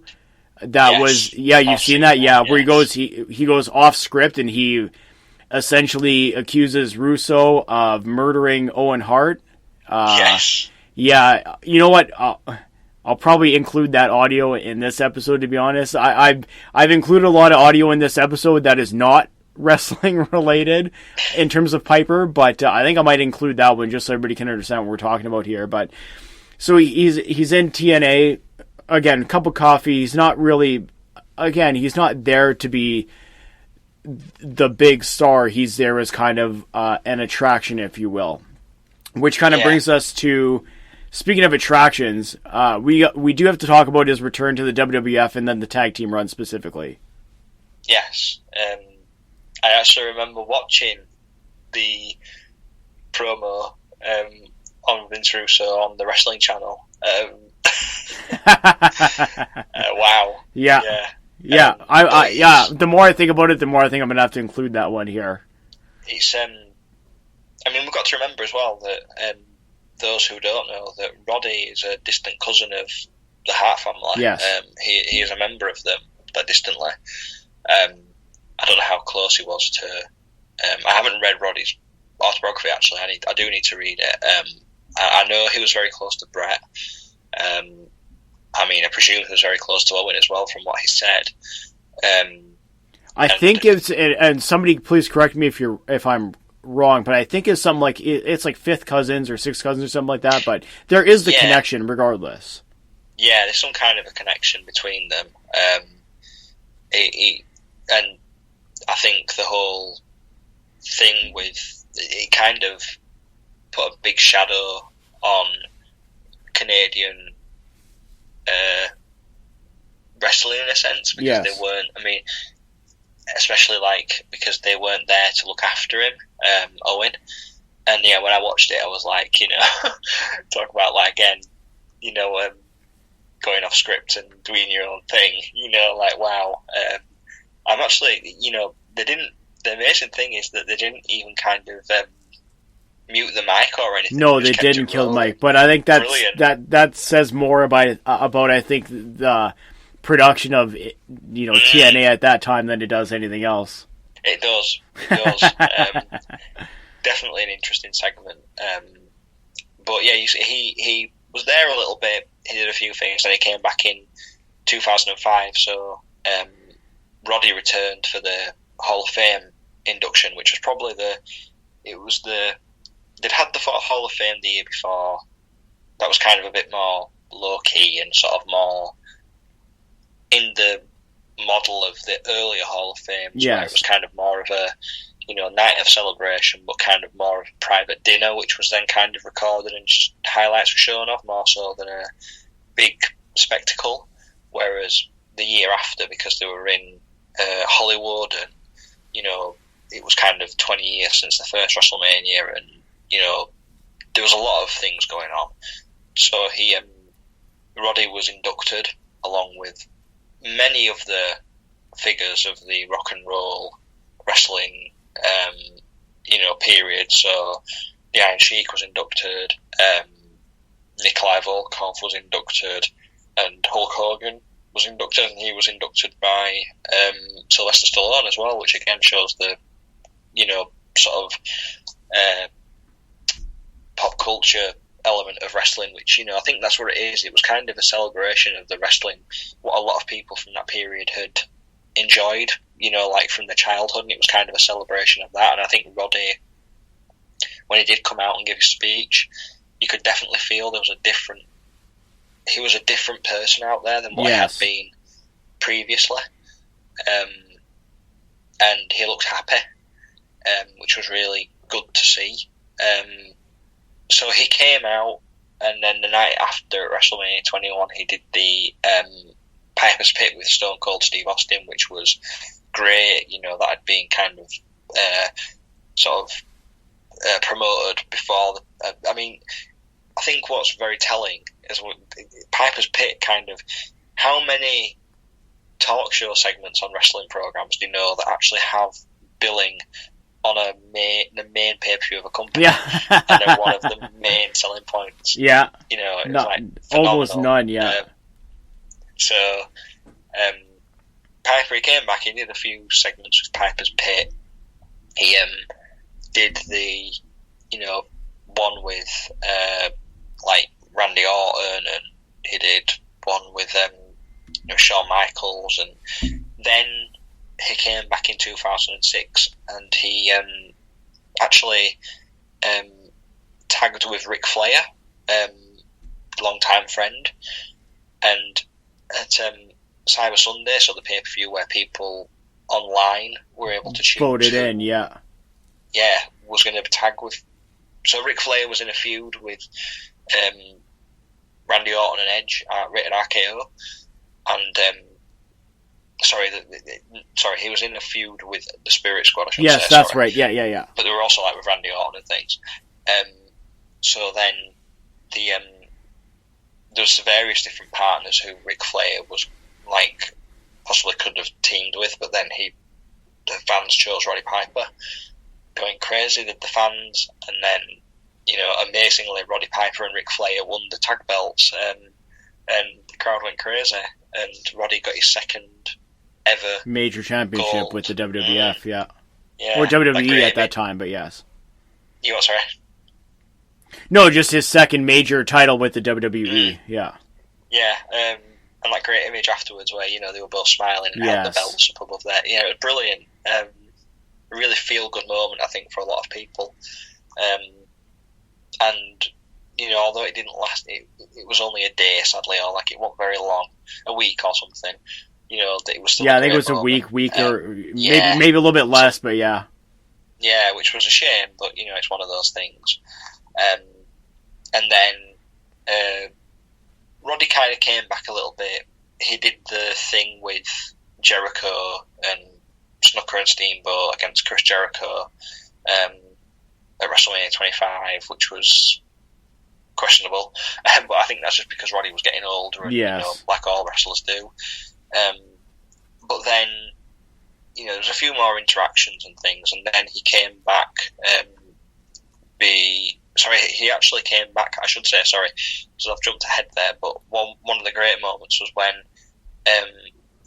just after he actually, it was like about 18 months after he'd lost the belts with Ric Flair. So before he fought with Chris Jericho, he came out in the Royal Rumble match against Jimmy Snuka. I should have said that beforehand. So he was one of the surprise entrants in the 2008 Royal Rumble, and it was him and Snuka in Madison Square Garden again, and the whole ring just like parted like the Red Sea, just to see those two going at it. Yes, it was phenomenal, and that crowd when he came out, they were just so. It was amazing. I mean, the whole match was amazing, but Roddy coming out and the reaction and Snooker's face and Roddy's fire and stuff, it was fantastic. I loved it. And yeah, it was just like a celebration of his career in the WWF and in Madison Square Garden, really, that moment. Yes. So from there, like I said, he fought at WrestleMania 25 with Chris Jericho, and then he kind of wound down a bit. He did a couple more episodes of Piper's Pit. He did a great one with the Shield. Yes, that's right. I think that was 14 or something like that. Yeah, that was really good, which was really fun. And then he kind of wound down then, and he, sort of gradually, his last kind of major appearance was at WrestleMania 31 when he was celebrating with Daniel Bryan, now back again as Bryan Danielson. Yes. When he won the Intercontinental Championship. And then kind of, gradually wound down. So, gradually then it was a few months later that he sadly, passed away after he'd been, previously been poorly with cancer, and I don't know whether he he had cancer again, or whether he just, passed away. But then it kind of, when he, sadly passed away, which was a great shame. So yeah, that kind of ended his incredible wrestling run in, the WWF sort of 30 years after it began in the in the WWF. Yes, exactly. Very much a loss, like I said before we started sort of at the beginning, it was a massive loss in terms of someone who made such an impact on the industry, both inside, and outside. And I think it's testament to Roddy that he was able to transcend wrestling and get opportunities in, the movies he was in, and then there was things like It's Always Sunny in Philadelphia and stuff like that as well, which was really cool as well. So it was a guy who people who watched wrestling who were not necessarily wrestling fans loved Roddy Piper for that, because he was able to he was just a guy you wanted to have on your show, and just like kind of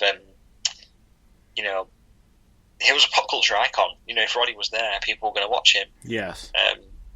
He was definitely literally talk about one-offs in the industry, and he really was a one-off. And he lived the industry, and he died with the industry. Really, it was very much it was his life, and that's the great kind of sort of, I don't want to say, yeah, like the legacy he left is that, you know, he really did, out of everything else he's done, wrestling was his true love, you know, out of everything. And he made it for him, and he made an impact, which his legacy is that we're still seeing that today with, you know, things like trying to mimic Piper's Pit and, you know, his sort of heel work and his sort of teachings, I think, more than anything, you know, through what he left. He's definitely greatly missed by myself and, you know, many other wrestling fans, and left a wealth of moments and matches which, you know, will live on, really. And it is a shame. It's kind of one of those things where you can't believe he's actually passed away. I still don't believe Roddy Piper's passed away. It's very bizarre. Yes. I really can't. You know, it's very odd. But yeah, I think he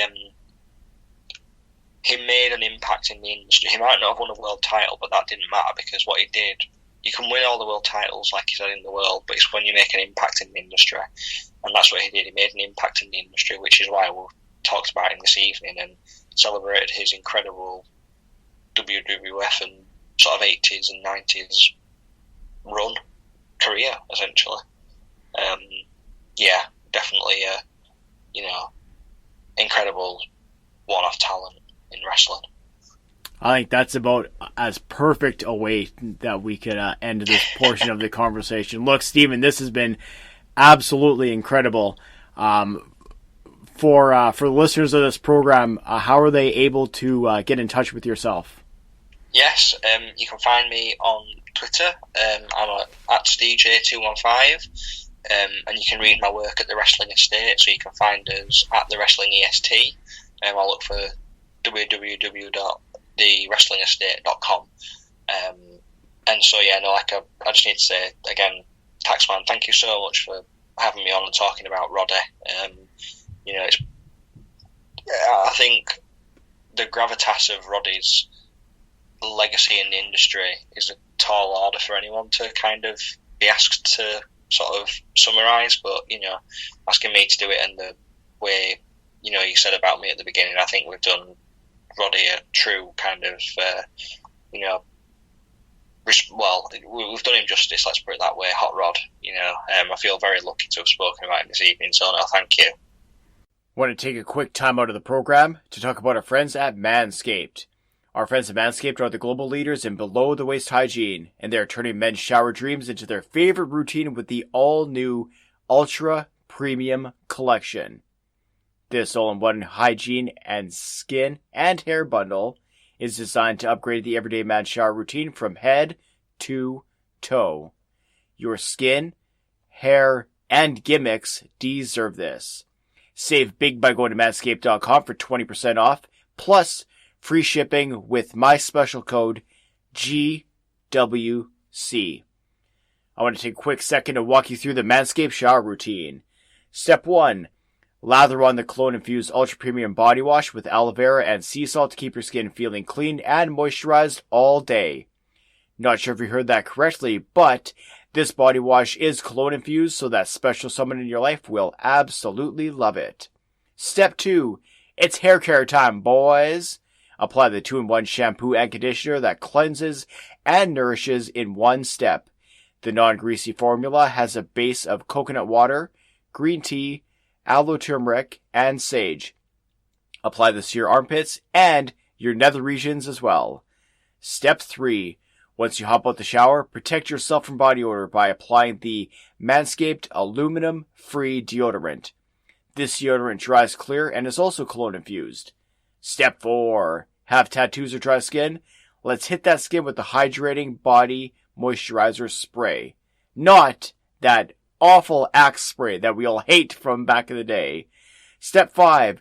Apply the Manscaped Lip Balm. This is a free gift when you purchase the Ultra Premium Collection. And last, but certainly not least, obviously we are using the Lawnmower 4.0 electric trimmer to clean off any unwanted body hair. The Lawnmower 4.0 is waterproof, so you bet that it's a major key to the new shower routine. This new bundle will change your life, and I would love all of my listeners to be living their best lives. Easiest way to do that, simply go to manscaped.com, get 20% off and free shipping when you use my code GWC at manscaped.com. Once again, that's 20% off plus free shipping with this special code GWC at manscaped.com. It's time to get wet and clean with your Manscaped shower routine. Before I bring on my next guest, I'm going to play some more classic Roddy Piper audio. Now, this is the aforementioned infamous TNA Impact incident that Steven and myself had discussed in the previous segment. So this is Roddy Piper at his most unscripted and legitimately probably most unhinged in a wrestling promo point of view. It's very real, it's very biting, and to say that it's shocking in terms of bringing the realities of the outside world into wrestling is probably putting it mildly. So, I'm going to play that a little bit of classic Roddy Piper audio. Again, it's pretty shocking stuff, but further illustrates just, how uncontrollably passionate Roddy Piper was. After that, another guest will be stopping by to share their memories of Roddy Piper. Then on the other side, my tremendous conversation, Eyad, all the way from Bahrain. Please enjoy. Vince Russo said he is the Antichrist of professional wrestling. Russo, don't give yourself so much credit. You are simply the Bin Laden of professional wrestling. Whoa! You are a coward. You are a coward that comes and sneaks in by night. I've got a question for you fans. The ones at home, you here with children. For 2 years, Russo wrote all kinds of things for the WWF. I have this question. Hey, Russo, did you write in my cousin Owen's death? Do you write home? Did you ask about his family? He's dead. He was my cousin. He's dead. Why? Because someone like you, who knows nothing about the technicalities, put somebody 90 feet up. Why? There's no consequences to pay for you. Well, you know what? Everybody pays the piper, man. You piece of garbage. You piece of garbage, Russo. I tell you what. I may be on a step every once in a while, but I ain't forgot how to dance. On the back of my shirt is 10 men that have died, given their hearts to a sport that gave my life. I wear this black band because if we do not stop Russo, he will kill professional wrestling for every one of you. Unless your idea of a good time is having a 320-pound Samoan in the thong sitting on your face. Not for me! You don't have that kind of money! You little pew-pew. Lots of time! Come on out! Come on out, Russo! I know how to beat Vince Russo. There is a new millennium of professional wrestler. One with pride, one that knows the entertainment value is in the ring, wrestling, so you and your kids can sit down and enjoy it.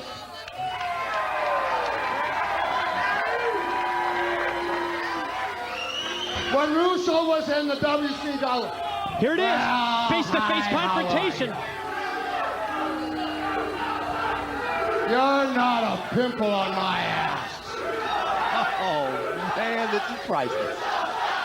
I want to ask you some questions here, champ.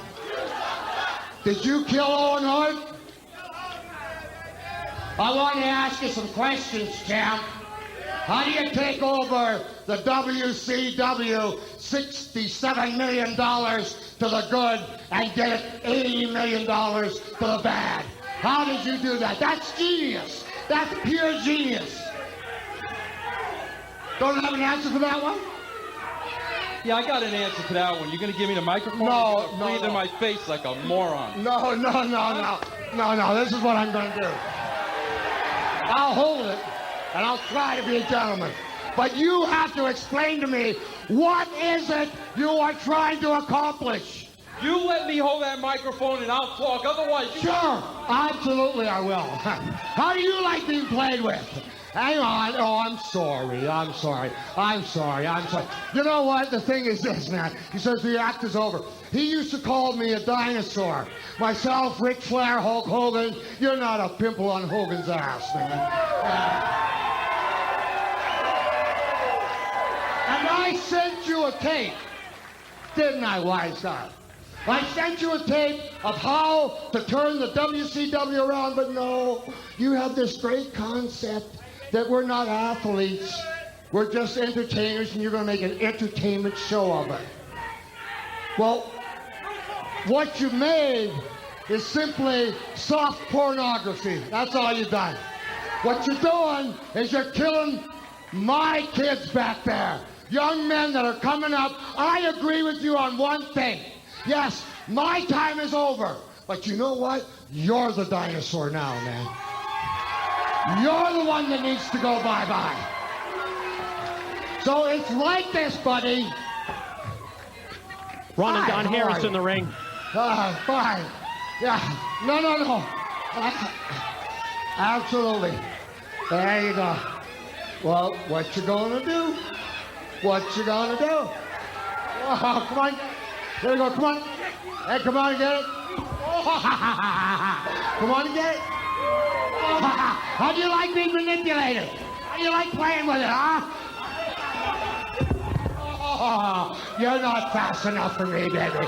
I'll tell you something. I'm going to be watching, and you're going to learn one thing. You don't throw rocks at a guy who's got a machine gun. This one.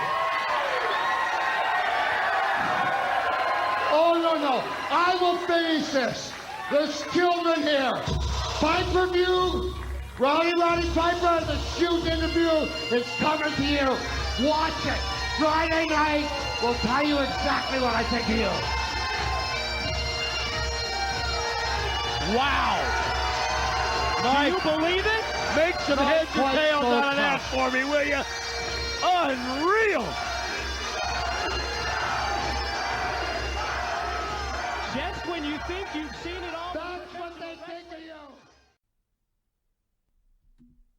Hi guys, it's Jack Riley here, one half of the Just Because Wrestling podcast, and I'm here because our very good friend, the Taxman, asked Just Because Wrestling to talk about their most memorable Roddy Piper moments. Now, I must say, I am a late 90s baby, so smashing coconuts and chewing bubblegum, hot rod, is before my time. However, having the opportunity to watch them moments back, I know just how good Roddy Piper was. Who could not talk about Roddy Piper and not mention Wrestlemania? His main event in the first Wrestlemania, teaming with Paul Orndorff to take on Mr. T and Hulk Hogan, set Wrestlemania up to become one of the biggest shows of the year.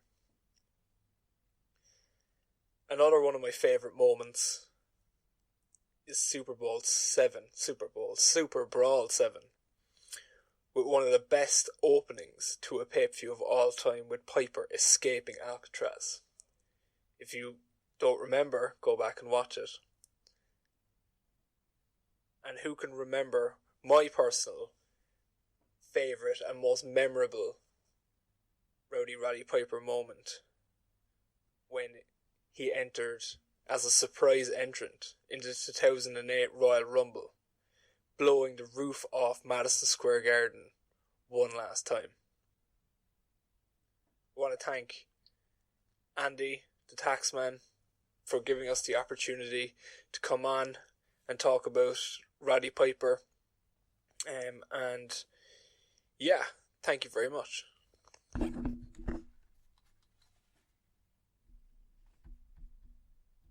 All right, I'm very pleased to be bringing on the line. We may as well call him the Grappling with Canada pop culture analyst, if you will. Welcoming to the program for a second time, all the way from Bahrain, Eyad. Eyad, how you doing, man? Thank you very much, Andy, for having me for the second time now on the program. Obviously, the last episode we did, I had so much fun, and I had fun listening to the other guests you had on. And I'm looking forward to listen to the guest you have on this episode as well. Well, and it's funny you should mention that. And for anybody who is not familiar with Eyad, and speaking of which, shame on you, I must say, because Eyad was more than gracious to join us on our Abdullah the Butcher episode from season 1. And I thought we had an excellent conversation. For anybody who missed out on that episode, I came across Eyad because he had done a tremendous video talking exactly that about Abdullah the Butcher, his influence in Japan, and especially on movies and video games. And it was really eye-opening, so I had to get him on the program. He agreed, and that program ended up being one of our most downloaded episodes to date. So I want to thank you for that one. And I want to thank you for coming on for another little bit of pop culture iconery, if you will. Thank you very much. You humble me, man. And, you yourself do a lot of work with your show, Grappling with Canada, and I like seeing how it's growing with every episode. So I would like to congratulate you, too, on your success with this show. Well, thank you very much. And for anybody who maybe doesn't quite know what you are all about, do you want to give yourself a little background for anybody who may be a new listener to the program?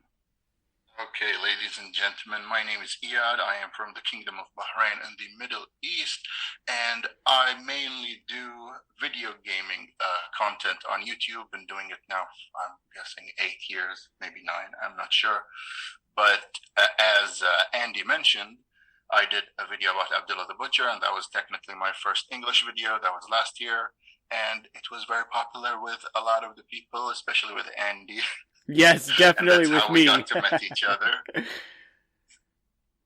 Yeah, and that's what I do. Gaming, pop culture. I do mostly in Arabic, but I'm slowly getting into making English videos. I have a few in the oven that are going to be released soon. And I've seen, especially lately on Instagram and on Twitter as well, you've had a couple of TV appearances, have you? Yes, just like you, the people at the local TV station here, they stumbled upon my video as well about the Abdullah the Butcher video. They're like, wow, this guy is in Bahrain. Wait, hold on. Can somebody get in contact with him? And yeah, I've had a lot of conversation with them, even offline. And that was just part of the interview we did that got aired. Because they were really interested, and that was really nice to get recognized here locally, at least. And that was the exact same channel I used to watch wrestling on. So that was very special to me. Yeah. That's super cool. What a small world, hey? Yeah. I found it interesting too. So I did, and you had seen this, I know, on Instagram. I did a little map of the world about where guests of the program have been, and you had pointed out that Bahrain is not visible on that map of the world either. No, it's not visible on most maps, but also Singapore is not on your map that you posted as well, yes. Because Bahrain and Singapore are almost the same size, so they get that treatment in a lot of maps that I've seen. Well, I tell you, if you zoom in real tight, you'll be able to see it. So, just tremendous stuff. And once again, sorry, go ahead. No, I was gonna say that it's in your heart now, Bahrain, and you pronounced it right. So that's always special to us over here. Hey, I appreciate that. I know sometimes my Canadian accent gets in the way, as some of my American friends like to let me know once in a while. So I appreciate that one. But let's get into what we're talking about tonight. And obviously the reason I had you on the program today is the broader picture of the pop culture status and the pop culture icon that Roddy Piper ended up being is something that has been reported on, but I feel like a lot of people just hit the high notes, right? And obviously we're going to talk about those in terms of this program tonight. But for yourself, and obviously we're going to save the larger conversation for a little bit later in the program, but for yourself, what would have been your first first time seeing Roddy Piper? Outside of wrestling, I would say it had to have been probably either Zorro or RoboCop, because I used to watch those shows, or maybe even Superboy, actually. Yeah, that's probably where I saw him for the first time, and I recognized him, and I was like, oh, that's Piper. And I think that's an observation that many people had, right? Because, and we're going to get into this one, right? But there have been shows over the years, like even I caught him on an episode of The Outer Limits, for example. And it was like, you know, you don't expect to see somebody like Piper on a show like that, but there he was, man. It's crazy. Yeah, extremely underrated. And when I went back to check, because at first I was going to just talk about the shows that I've watched, the movies that I know about, but I said, hey, let me go check other stuff. There's got to be more. And I was shocked. There's a lot more, not just a little bit more. He was in a lot of things. And this is one of the things I want to start with when we get to Piper in movies. That'll be shocking to you. So I think a good way to break up this conversation, or this part of the conversation, would be to break it up between movie appearances and television appearances, because I feel like people kind of conflate the two, where they'll say, you know, either he was a big movie star because of They Live, and they'll point to that and go, okay, that was a big touchstone moment, and people still talk about it today and still find it a relatable movie, if you will, today, considering today's political environment. But then you'll have the flip side of that, where people have no idea that he was in that or any other movies, and they'll point to Always Sunny in Philadelphia, for example, and just say that he just had the TV career. So I think we should make the distinction and talk about one and then talk about the other, if that's okay with you. Sure, let's start with movies. And on what you just said, the issue is why they conflate that he's a TV star is because a lot of his movies were either TV or direct-to-video, I think. So that's where I think a lot of people get confused, that they only see him on TV and maybe not on the cinema screens. And that's, you know what, that's a fascinating point that you bring up, and I never did think about that one, right? Especially in the advent of, you know, having 1,000 channels at your fingertips on your television remote, right? And if you put something on and you see them, right, you wouldn't think that this was a box office movie, for example, because it's playing on television. Yeah, exactly. So then let's get into his movie career, because a lot of people will jump to, obviously, They Live right away, but that was not even the first movie that he was involved in. And a lot of people are very, I don't know if shocked is the word to say it, but a lot of people are interested to hear that that's not the case. Yeah, exactly. And you're the tax man, right, Andy? So let's start with a few numbers from the beginning. You like numbers, right? Yes, sir. Yeah, I filed my taxes, so don't come after me. So, I want you to take a guess. How many movies did Piper appear and star in? His total number of movies. Okay, well, I'm cheating a little bit because I have some forewarning of this, but if you would have asked me before I started this program, I would have probably told you 10. Okay, so Piper appeared and starred in a total of 49 movies. Which is astounding. Exactly. You want to guess how many movies did Hulk Hogan appear in? Oh, and this would be an actual guess because I've never actually looked. I'm going to say... Oh, would it be less than 10? Just a little bit more. Well, let's go 12, just for fun. A little bit more. Okay, now you got me. I'm totally stumped. 16 movies. Hogan was in a total of 16 movies. I mean, Piper just blows him out of the water. Yeah, exactly. Because people, like, when they think Hogan, okay, Hollywood Hogan. Hogan went to Hollywood and became a movie star. And he only starred in 16 movies. See, to me, that's shocking as well. Yeah, and the funny part is, out of all of Piper's movies, he was the main star of 23 of those movies. So that essentially half, right? 49, right? Is the original number? Yeah. Yeah. That's so incredible Hogan too. Has Piper, he completely destroyed Hogan in that category. And when people think Hogan, they think, oh, wrestler, movie star, and maybe that's not how they see Piper. Okay, another comparison. You want to take a guess how many movies The Rock starred in or appeared in up to today?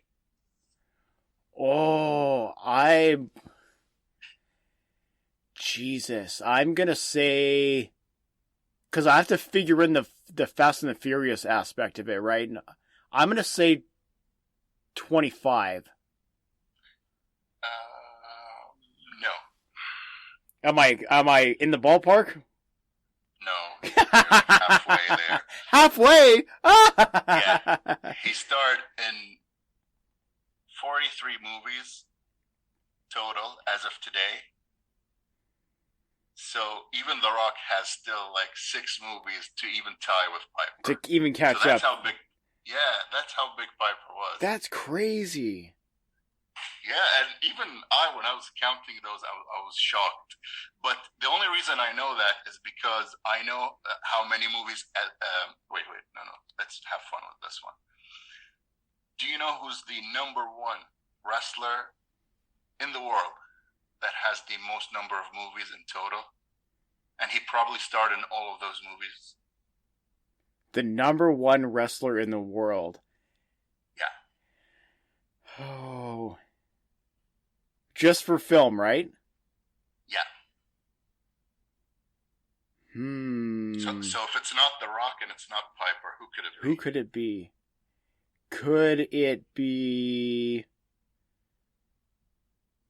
I want to say Jesse Ventura, but I don't think so. Not even close.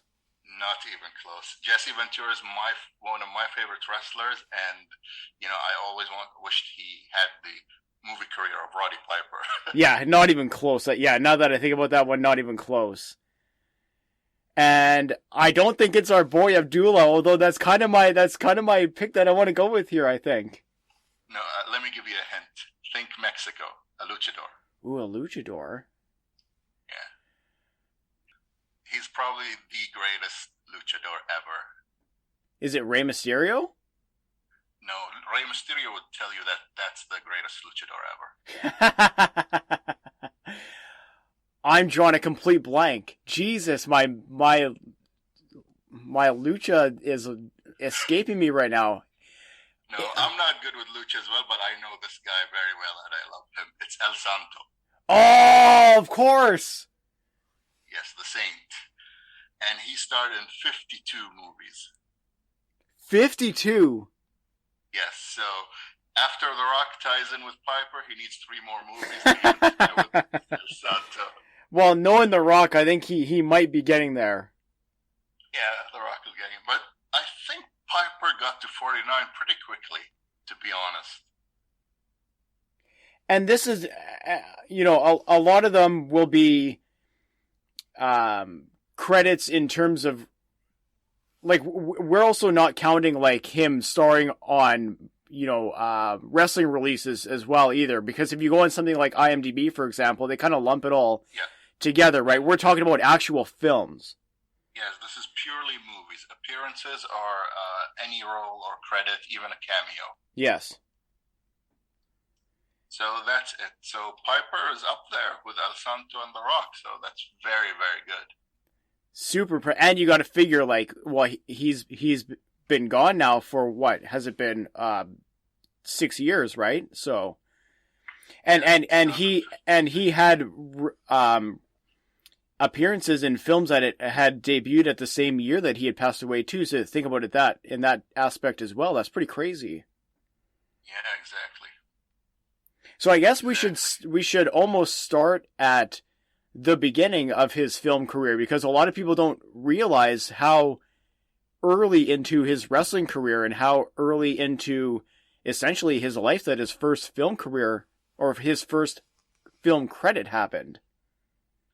Yeah, exactly. It was in 78, and it was uncredited as well. Yes. In a wrestling-themed movie called The One and Only. So that was his first appearance and taste of Hollywood, I guess. Starring Henry Winkler, I believe, as well on that one. Yeah. I didn't watch this one or that one, but I'm pretty familiar with the other movies he starred in. And the second movie would have been Body Slam, another wrestling-themed movie. But yes. This one was in 86, so a few years later. Yeah, so you're going almost a 10-year gap between appearances. And then this one is obviously he's not uncredited in that one. Yes, and imagine how big he got in wrestling from the first movie until the second movie. Oh my God, yeah. His reputation was probably bigger at that time. And then obviously, after that is when we kind of get into the more well-known movies, but maybe the one that it's well-known because it's a cult classic, and I think even Piper has come out in previous interviews that he had done asking people not to talk about it, and it's one I wanted to pick your brain about, because a lot of people, they either know it intimately well, or they have no idea about it, and that's Hell Comes to Frogtown. What are you?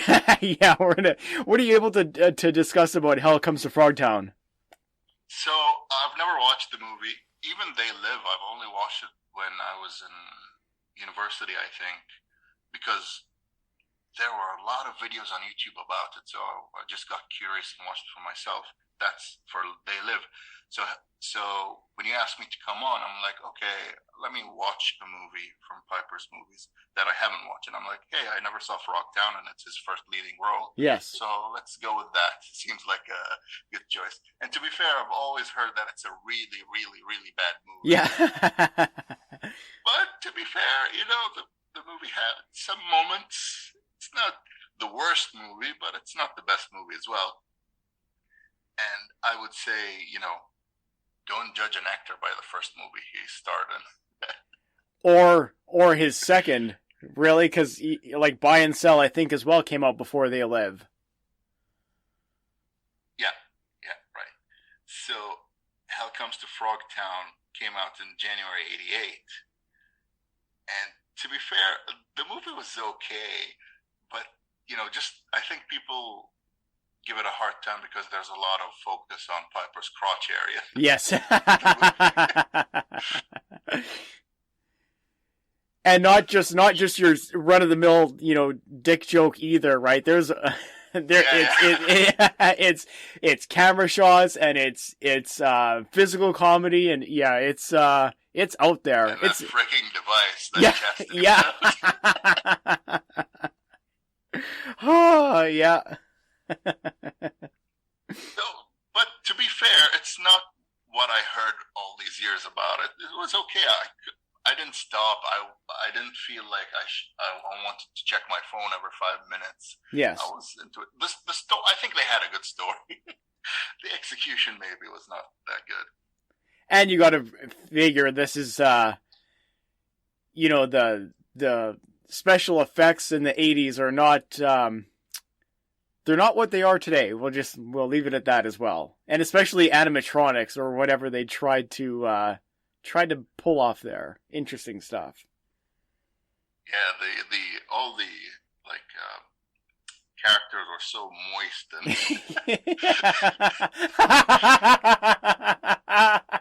that added an element of weirdness as well to the movie, Yeah, I would say that for sure.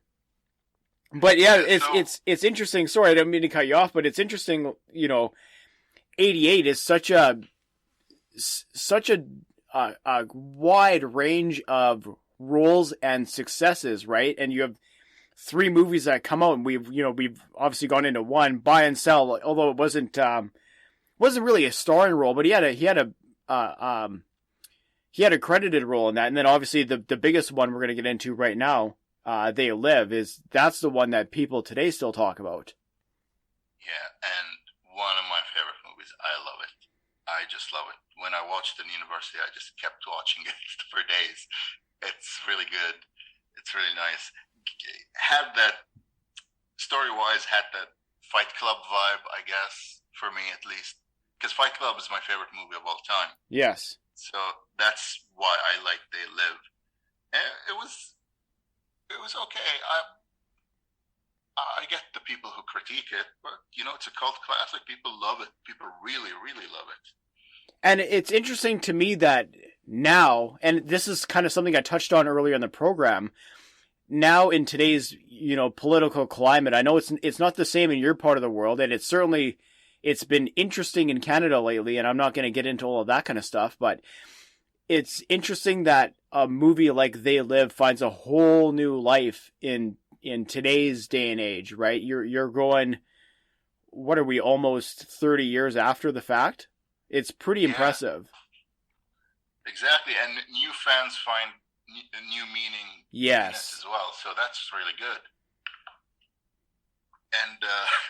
And like I said, They Live is very special to me because it's probably been referenced and parodied in so many shows that I watch and love. It's just amazing. Even video games, that's one of the things I love about the movie. Even video games take inspiration from that movie. For example, do you watch South Park? Yes. Sure, yeah, not a whole lot, but I do catch it when I can. Did you know that the fight between Jimmy and Timmy is a remake of that fight from the movie? What? No! Exactly! Come on! I would never put that together. When I found out about that. Wow. I saw that episode a long time ago. I never connected it. And then some time I read about that. I'm like, what? No way. And you can go watch on YouTube. There's a side-by-side comparison. No way. Yeah. That's awesome. And you wouldn't think about that when you see Jimmy and Timmy fight, but, well, there it is. Wow, amazing. That's funny. So if South Park parodies They Live, you've got something. 100%. And that's not the only TV show. Actually, that's not the only parody of the fight. In the video game Saints Row 4, Piper and what's the other actors? Keith David. Yes. They voiced their characters from the movie. No, Piper voices himself in the game. Yeah. And they recreate the fight in the game. There's a no way.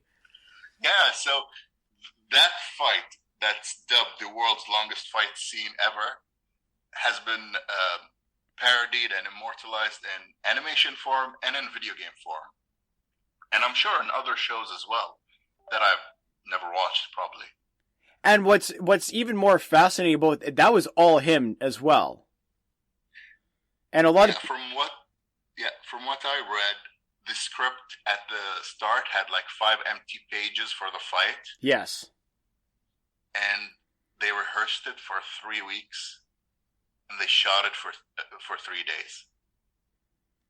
Yes. So by all definitions, it is the longest fight scene in history. And it's one where they really wanted to go for realism rather than the real stage or stagey, if you will, a Hollywood fight sequences. And I think that's a testament to Piper just really wanting to, put his mark on the film in some way, shape, or form. Obviously, we could discuss the lines that he ad-libbed throughout the movie, but in terms of an action sequence, and for that to carry on all these years into all these different mediums, that's super impressive. Yeah, exactly. Like he wanted, like you said, leave his mark and leave a wrestling mark or a wrestler's mark on that movie in Hollywood. And that's I think why it's special. People might complain it's long, but there's something there. People, their attention is drawn to that scene, no matter how long it is. But it's long, but it's not at the same time, if that makes any sense, right? Like you just said, when you're watching it, you just get absorbed into the moment, and you're just kind of transfixed on what is and then you hear the backstory of it after the fact, right? Of how much thought and planning and execution and all that stuff went into it, and now you can really understand why that specific scene. Never mind the verbiage that came out of the movie that's been, iconic over the years, right? Why that specific scene would be played out in so many different mediums. Yeah, exactly. It's appreciated. And to be honest, like when I watched the movie the first few times, I never critiqued the scene being long, but then when you go and watch reviews and other people talk about it and they mention it, you're like, yeah, it was a bit long, but... Yes. But I didn't notice it personally. But now I can appreciate it. So then after... Sorry, go ahead. And for the lines in the movie, like one of my favorite games, they have the line like verbatim in the game. The game is Duke Nukem.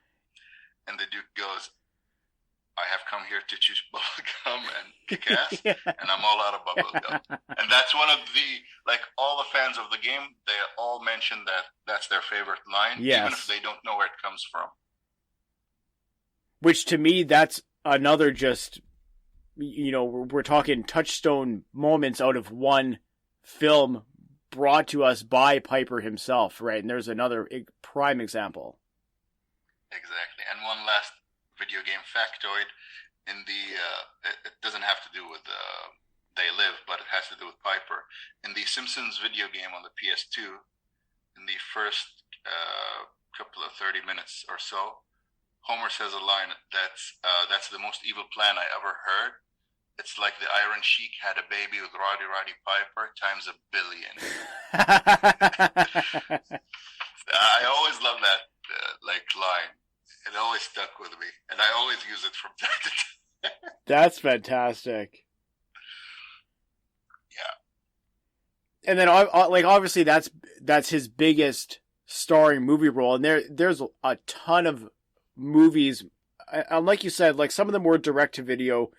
After that, like you had in '91, I believe it was Tag Team, that was like straight to TV.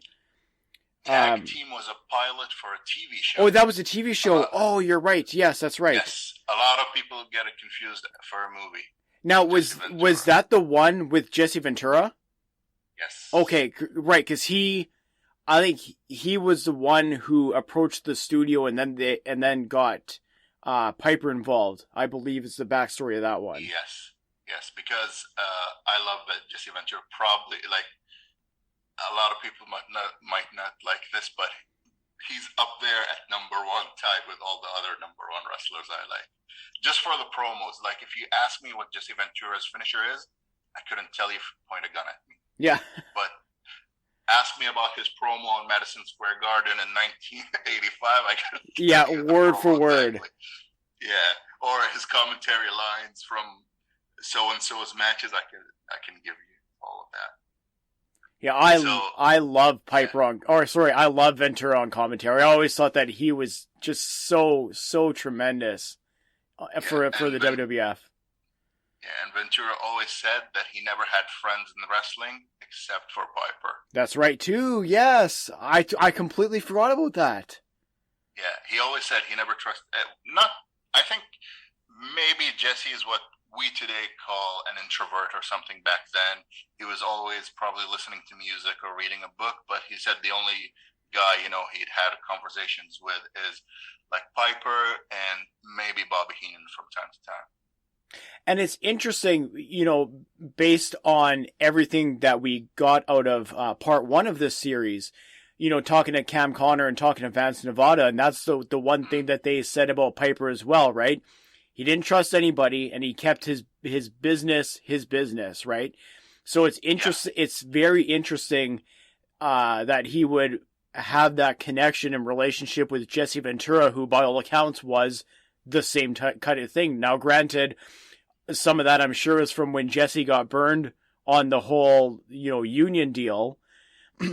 But irregardless of that, it's very interesting that those two would have and form a strong connection in and outside of professional wrestling. Yeah, they found similarities in each other, and you kind of see it in their characters, even in their like persona and promos and their intensity in wrestling as well. So as we kind of progress through the film career, in the early 90s, he's still doing different projects, right? There was, I believe, Resort to Kill was still mid 90s and back in action as well. Yeah, in the 90s, he was active, very active. Like he had at least one project every year. That's right. Yes. To movies, if not 3. Like in total in the 90s, he was in 16 movies. So just in the 90s, he beats Hogan's entire career. Yeah, exactly. Yes. Entire career when it comes to movies. So that's very interesting. But one movie I really have to mention because I've watched that movie and I have a love-hate relationship with it. It's a bad movie, but there are a lot of interesting things about this movie. It's Immortal Kombat. Yes. Okay. Let's get into this one a little bit. Immortal Kombat, and I think it has another name, but I don't know what the other name. I'm blanking on the other name. But Immortal Kombat came out in 1992, and he co-stars with Sonny Chiba. Does that name sound familiar to you? No, it doesn't. I can't say.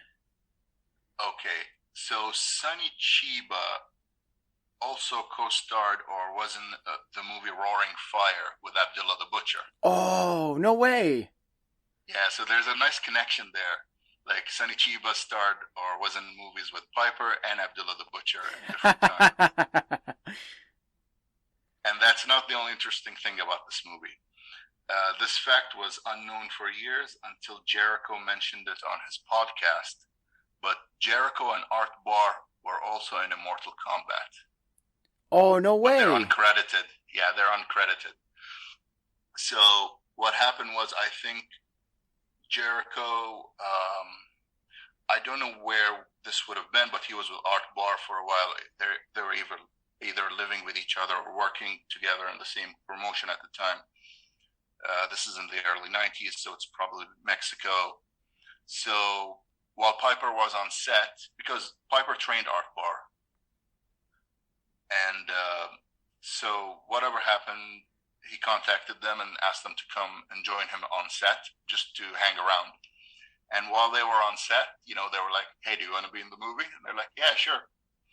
So I've spotted Jericho in the movie, but I've never spotted Art Barr. Okay. Even Jericho, he's filmed from behind and from the side, and you never get to see his face, but Jericho's build and hair, you can tell that's him. And the funny thing is, he has his scene is like 3 seconds only, and he gets kicked in the face by Sonny Chiba. So. There you go. So that's a really interesting fact. And they went uncredited, I think, until now. I think I heard Jericho mention this, I want to say maybe 5 years ago or something. Yeah, I think around the time Piper passed away. And I went and watched the movie, and I couldn't find Jericho, so I kept watching it. It's a bad movie. So I just kept watching it. I'm like, where's Jericho? Where's Jericho? I need to find him. Yeah. I spotted him. And I'm pretty confident that's him. That's funny. In that 3 seconds. Speaking of bad movies that people love to hate, would be back in action, and that was with Billy Blanks as well, who a lot of people, my generation, even a little bit older than me, would know that, Billy Blanks and TV Kung Fu was kind of the big thing back in the early 90s, but that's another one. And I think even Vance Nevada had mentioned it in part 1 of just, you're talking bad movies. It's a bad movie, but it's one that just, it's so bad it's good, maybe is the proper way to say it. Guilty pleasure. Guilty pleasure, yeah. Maybe that's a better way to say it. Yeah. But you know what? Going through all the list of Piper's movies, to be honest, Piper is probably the action movie star Hulk Hogan wish he was. That's true, yeah. Piper put in the work, let alone the number of movies he was acting, and he had movies every year. And he never stopped. Like, he only took a hiatus between 2000 and 2005 for movies only. But from 2005 until he passed away, he was in a movie at least every year, if not more. Which is crazy as well. And another crazy thing, we're going to circle back to this topic in a second as well. But yeah, it's wild to think how active he was, right? And you look down the list, and it legitimately is from, mid-90s till he passed away. It's almost a movie a year. Yeah, except for 2012. And like I said, he's the action star, 80s action star, even though he was in the 90s, acting in the 90s. I would consider him an 80s action movie star, and it's a shame they never had him on Expendables. Yeah, no kidding. He would have been perfect on that movie. Exactly, all those other 10 million guys. Yeah. You couldn't have Piper. Who actually fits that role if you think about it in the way that he thought about himself. That totally fits him, right? Exactly. Don't we make fun of some of Sylvester Stallone's movies, or don't we make fun of what's the other guy's name? Like Jean-Claude Van Damme, they make fun of him, and exactly. Yeah, all the like Steven late, Seagal. all the kung fu, whatever, like the American style, if you will. Yeah, see, Taxman, it's a numbers game. The more movies you make, the more bad movies you make. That's a true story. You got me there. Simple math. Not even Steiner math. It's simple math. Now, what I wanted to kind of backtrack to is what's almost as impressive as the amount of movies that he was starring or having a leading role in some way, shape, or form in. All the way from the 90s into the 2000s. And like you said, there was that very, brief, in the grand scheme of things, break where he had in the late 2000s. But mixed into all of that is all of his television appearances. And this is more than the movies. This is what really got me, because there are titles here that I've watched, a vast majority of these series as a kid. And as I was going through the list, and we're going to get into a little bit of this, as we discuss, but there's shows on here where I've seen that episode, and sometimes I've recognized it when I saw it at the time. Now, granted, this is, 20 years ago, but I recognized it at the time and still didn't put it together.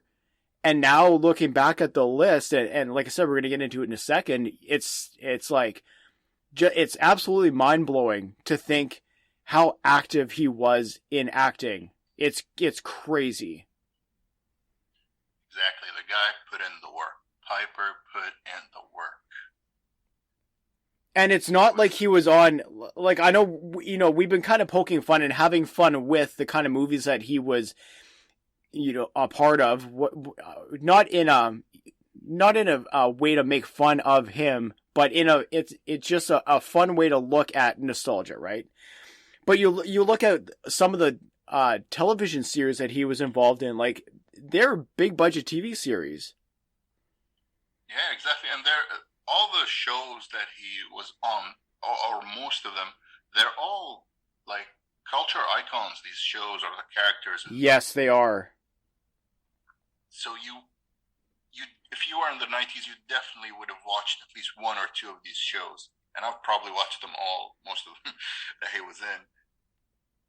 So, yeah, I'm going to get into it. But let's start with the first show he was in, which was a pilot, again, with the pilot's Piper.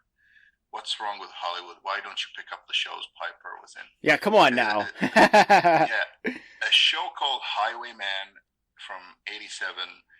And this is the pilot, and he was one of the main characters, a part of the gang. He was the preacher. That's his name and his position, probably.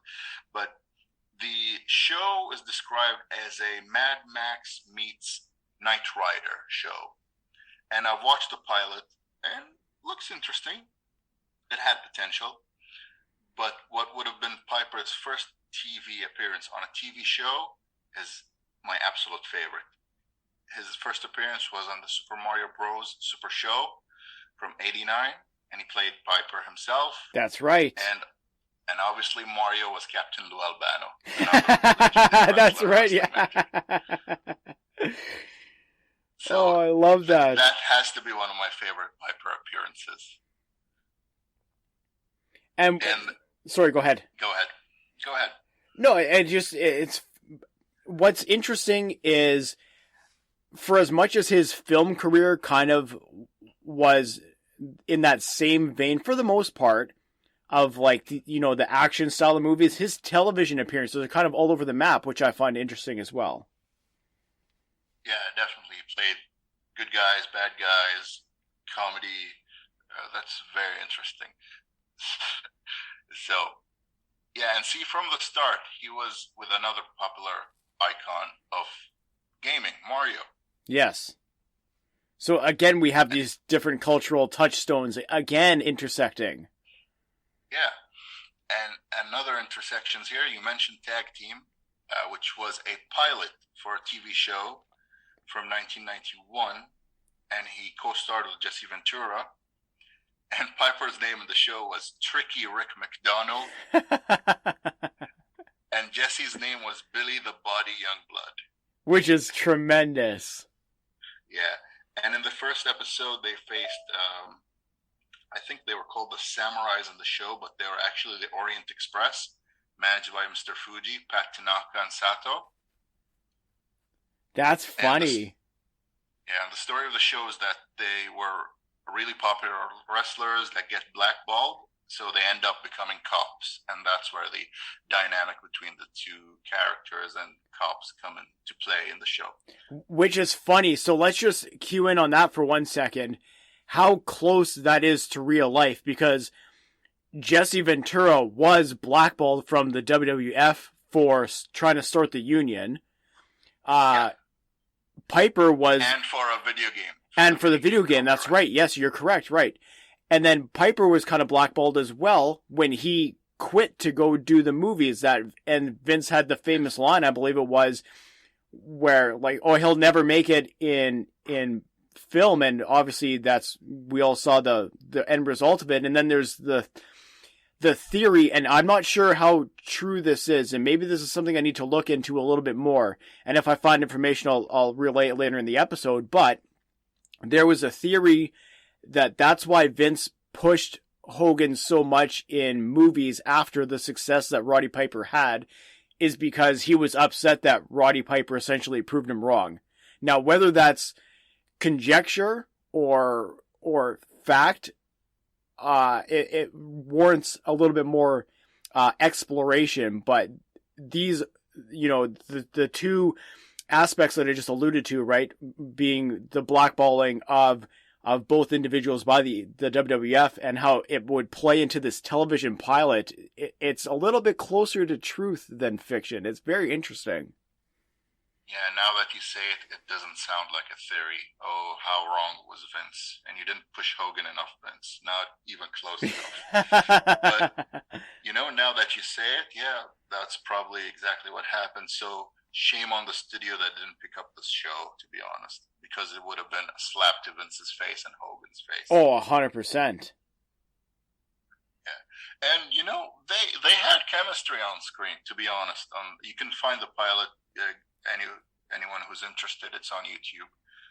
And a lot of people did screening for this pilot, and they analyze it, dissect it. So it's very interesting. People really seem to like the concept and idea, and probably Piper and Jesse the Body as well. So we're kind of talking about, how mainstream some of these television series were that he was starring in the 90s. And I came across one that I didn't know that he had starred in, but a little bit of backstory. I'm a big Star Trek fan, and on our local television here, before they would air an episode of The Next Generation in the early 90s, before that would be Highlander. And I didn't know that Piper was on an episode of Highlander until I read it via the research for this program tonight. Yeah, I didn't know that there was a TV show, Highlander TV show. I know about the movie. Just recently, a friend of mine told me I had to watch it. Yes. And I didn't finish it. I watched maybe 15, 20 minutes of it. But apparently this is a sequel, but it's in the future or whatever. Yes. So it was very interesting to find that Piper was in it as well. And the outro music is Queen's Princess of the Universe, which is I love that song. So a little touchstone moment for myself. Yeah, that's a very nice song. Speaking of songs, I told you I'm going to forget some stuff, right? Oh, you got the classic Eyad notes. I love it. Yeah, can we backtrack a little bit to They Live Again? Please. Okay, so the band Green Day, their music video to Back in the USA is completely inspired by They Live. Oh, no way. Yeah, I've never watched the video until now. I know the song, but I've never watched the video. I haven't seen that video in forever.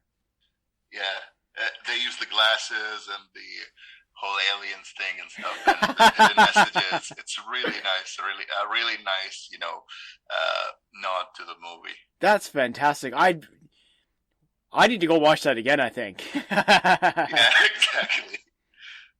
So, now Highlander. The song was, what was the song again? Princess of the Universe. Oh, I love that song. Yeah, so good. And then there's another television series, again, in that same time frame that he had started, that you and I were actually talking about off-air before we got into this one. So why don't you tell them about the RoboCop episode?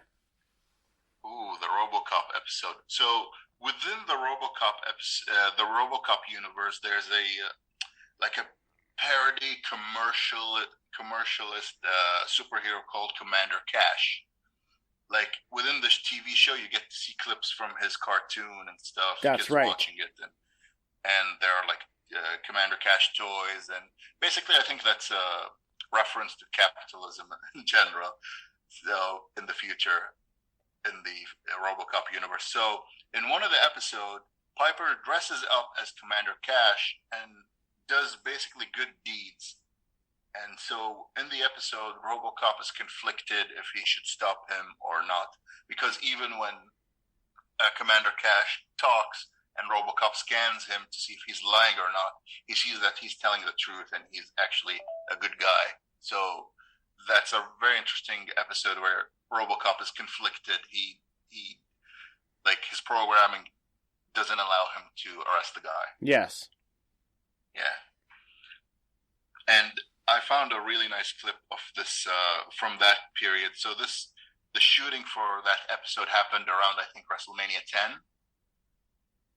And I think there was no context to the clip, but from what I can tell, I think Piper was doing a Make-A-Wish thing for a kid dressed as Commander Cash. Oh, no way. It was on set. Yeah, it's very nice and very touching. I loved it. I just saw it today. That's cool. That's so cool. Yeah, so I think the kid came to visit him on set, and they were talking about wrestling. I think this happened immediately after WrestleMania 10, which is one of my favorite WrestleMania. Oh, actually, my favorite WrestleMania for Bret and Owen. Yeah. Oh, yeah. Yeah. A lot of people go ahead and say that as well. And I mean, it's right up there in terms of all-time greats for myself as well. Yeah, and I don't know how I came across it. It was just recommended to me, the video, so thank you, YouTube algorithm, for that. The one time they actually come through for us, eh? Yeah. And then in terms... that was the RoboCop episode. Yeah, that was... Yeah, and then, and again, the RoboCop, franchise in itself is iconic, right? And that was it was a big TV show in the 90s. I know... some of it is campy or whatever, and you can't look at it with 2022 eyes either, but just a tremendous staying power that series has. And another series that has tremendous staying power that, again, was a one-off episode, but he starred in an episode of The Outer Limits. And this is not the one, because there's two iterations of The Outer Limits, right? There was one that ran from, I believe, the 70s to the 80s, and there was one that ran from, I want to say, 95 to the early 2000s. It was produced here in Canada, and that's one that I grew up on. And I don't really remember the episode that he was in per se, but I know as a whole that series was just so iconic, and there's so many mind-bending and super creepy aspects about that show. Yeah, I never watched the show, but about RoboCop, as a kid, I've never missed an episode of RoboCop. Oh, no way. Yeah. It was on the same channel that I was on, Channel 55. I've never missed an episode of RoboCop. That's funny. And again, like these things that you would never think that he would be a part of, he is. And then again, this goes further to our conversation about just a wide range of different types of shows and different types of characters that he portrays in television, as opposed to how it really was for his film career. Yeah, and let's go back to the early 90s. In 1990, he was in the Zorro show. Oh, that's right, too. Episode. Totally missed that. Yeah, and I loved Zorro, and I love that show specifically. And he appeared twice as two different characters in two different seasons, in season 2 and season 3. And the funny thing is, in season 3, Jesse Ventura also appears in another episode, not with Piper. So Piper plays like a good guy and a bad guy on Zorro in 2 different seasons. And I don't know if we got Ventura in there, but it is interesting that they have, again, their careers careers cross paths, if you will. Yeah, exactly. Especially in this early 90s era when, like we mentioned, they were blackballed or they were not with the WWE. Now, his television career, although he has, quite a few roles, and again, it's year after year after year, he's in at least one project, all the way up until essentially the late 90s, and then there's a bit of a break as well in the 2000s. So not as active per se as the film side of it, but still very impressive to be going, 10 plus years essentially in television with recurring roles in how many different franchises. And still being in wrestling. And still being, and that's the other part that I think a lot of us forget, right? Is, between WWE and WCW. That's right. And I understand that he wasn't as active in the WWF, but when he went to WCW, although he didn't necessarily go there to be featured, he was on quite a few of the shows from, what would that have been, 98 to 2000, I believe. Yeah, to the final days. Not final, 2000, exactly. There's a lot of different stories about what happened there, whether they released him or they fired him or he walked out or whatever, and that's something that we would have to explore in a whole different segment, and that's not really the point of this portion of our conversation tonight. But it's one of those things to keep in mind in the back of our minds, right? Wrestling is still the essentially primary focus of his career. Then you have the films. Is Hollywood. Yeah, and then you have the films, and then you have television on top of that. So you're looking at essentially 3 different career trajectories, all converging in the same time space. It's crazy to think how he held it all together, to be honest. Yeah, and it must have been hard for his family as well. Yeah, and that's the other part of it too. And this is something that we heard from Vance in episode 1, and he really, hit the nail on the head for a lot of it, is that he would keep his family separate from all of this. So you think like he's essentially juggling 4 careers, which is wild, right? 2 more shows from the 90s I have for you that I watched and loved. Yeah, let's get into it. Superboy in 1992. He played a character called Adrian Temple. That was basically, he was a bad guy. He was a gym owner that would lure people to his gym and absorb their youth so he can be immortal. Very interesting. And a lot of people don't love the Superboy show, but I've watched it. I can't say I've ever seen it, to be honest. Yeah, it's the one before Lois and Clark. Okay, I see. The more popular one. Yes. And then we have, I think, everybody's favorite TV show, Walker, Texas Ranger. That's right. I can't believe I forgot to mention that. Yeah, everybody's favorite Chuck Norris. I have the Chuck Norris book joke book right in front of me right now. So he played a wrestler called Cody, the Crusader Conway. And the most interesting fact or thing in that episode was he had an arcade machine in his house that was named after him. So the arcade game was called Cody the Crusader Conway, the arcade game. And if that prop is in a Hollywood studio or warehouse anywhere, I would really love to have it in my Induction. That would be a tremendous addition to somebody's collection. Yeah, it has to be somewhere. I have to find it. Now, obviously, and like we've been saying, right, he had basically, a series or a show a year in terms of television, but then he kind of peters out in the 2000s till about mid 2000, I believe is what it is. Same time he came back for movies, like 2005, 2006. That's right. And I mean, like there's lots of one-offs as well. A lot of these series I've never seen before. A couple of them I've heard of but never watched, like Cold Case. I've never watched it, but I've heard of it, for example. But the one that obviously we talked about quite a bit and I know I'm kind of jumping all over the place, and please feel free to backtrack if there's anything important that I missed, but World of Hurt, obviously that series is something that we discussed quite heavily last month's episode with Vance Nevada. World of Hurt, is that something that you ever watched? I've never watched it. Yeah, it's kind of like a behind the scenes look at professional wrestling and I guess fighting in general as well. So, but again, I thought Vance did a fantastic job last month of kind of getting into the headspace that everybody was in on that show.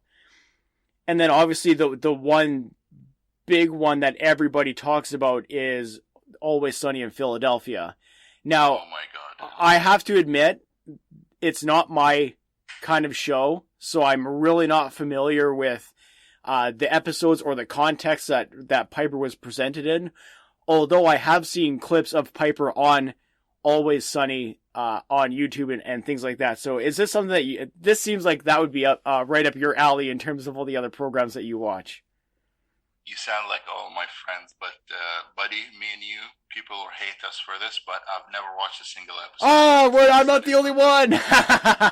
Exactly, but all my friends watch it and love it, and they always keep sending me the Piper clips, because even the people who don't watch wrestling but watch that show, they tell me that the Piper episode is the best episode. And yes. He was in 2 episodes, actually. And that was something that, like I was talking with Craig Baird, even, before and after our conversation last month's episode, and just, him seeing Piper on there just blew his mind, and then those ended up being some of his favorite episodes, I believe, as well at the same time. So, again, we're talking about Piper being part of these real touchstone television series. This is a very popular show. Yes, it is. You know what? To be quite honest, for years I had heard some people talk about it, but not a whole lot. And I never really paid it a whole lot of mind, because again, it's not necessarily my thing, which is fine, for to each his own. Yeah. For the people who like that kind of thing, that's the kind of thing those people like.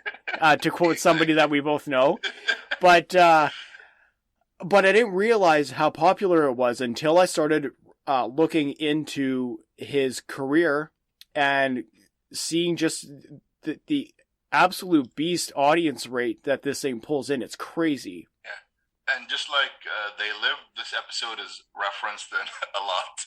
Yes, it is too. That's right. In it. Yeah, and he played the maniac.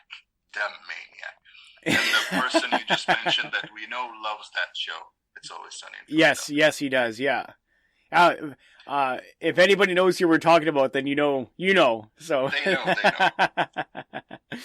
So a funny thing about Danny DeVito and Piper, in one of the Madison Square Garden shows from the 80s, Piper interrupts Danny DeVito. That's right too, and I've seen that on YouTube. Yeah. I remember that because I think Jesse was on that show as well. And the episode that he first appeared in, apparently they were having a wrestling show that's like a tribute to the troops thing. It was a parody. I don't know. I never watched it, so that's what my friends always tell me. They're like, "You like it? You're gonna like it, I swear to God." I'm like, I don't want to watch it. I love Piper, and I've seen those clips of Yeah. being crazy.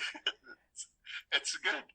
Go ahead and people like that show and like that episode specifically. yeah, exactly. And if you're mad that we don't like Always Sunny in Philadelphia, go ahead and send your hate tweets to @6_podcast. That's okay.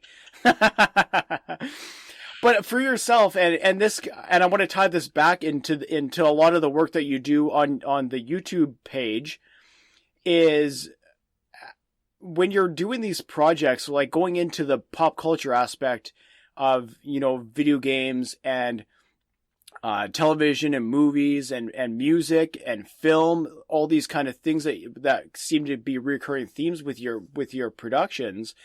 How interesting, and this is not specifically related to Piper, but I want to cue in onto that aspect as well.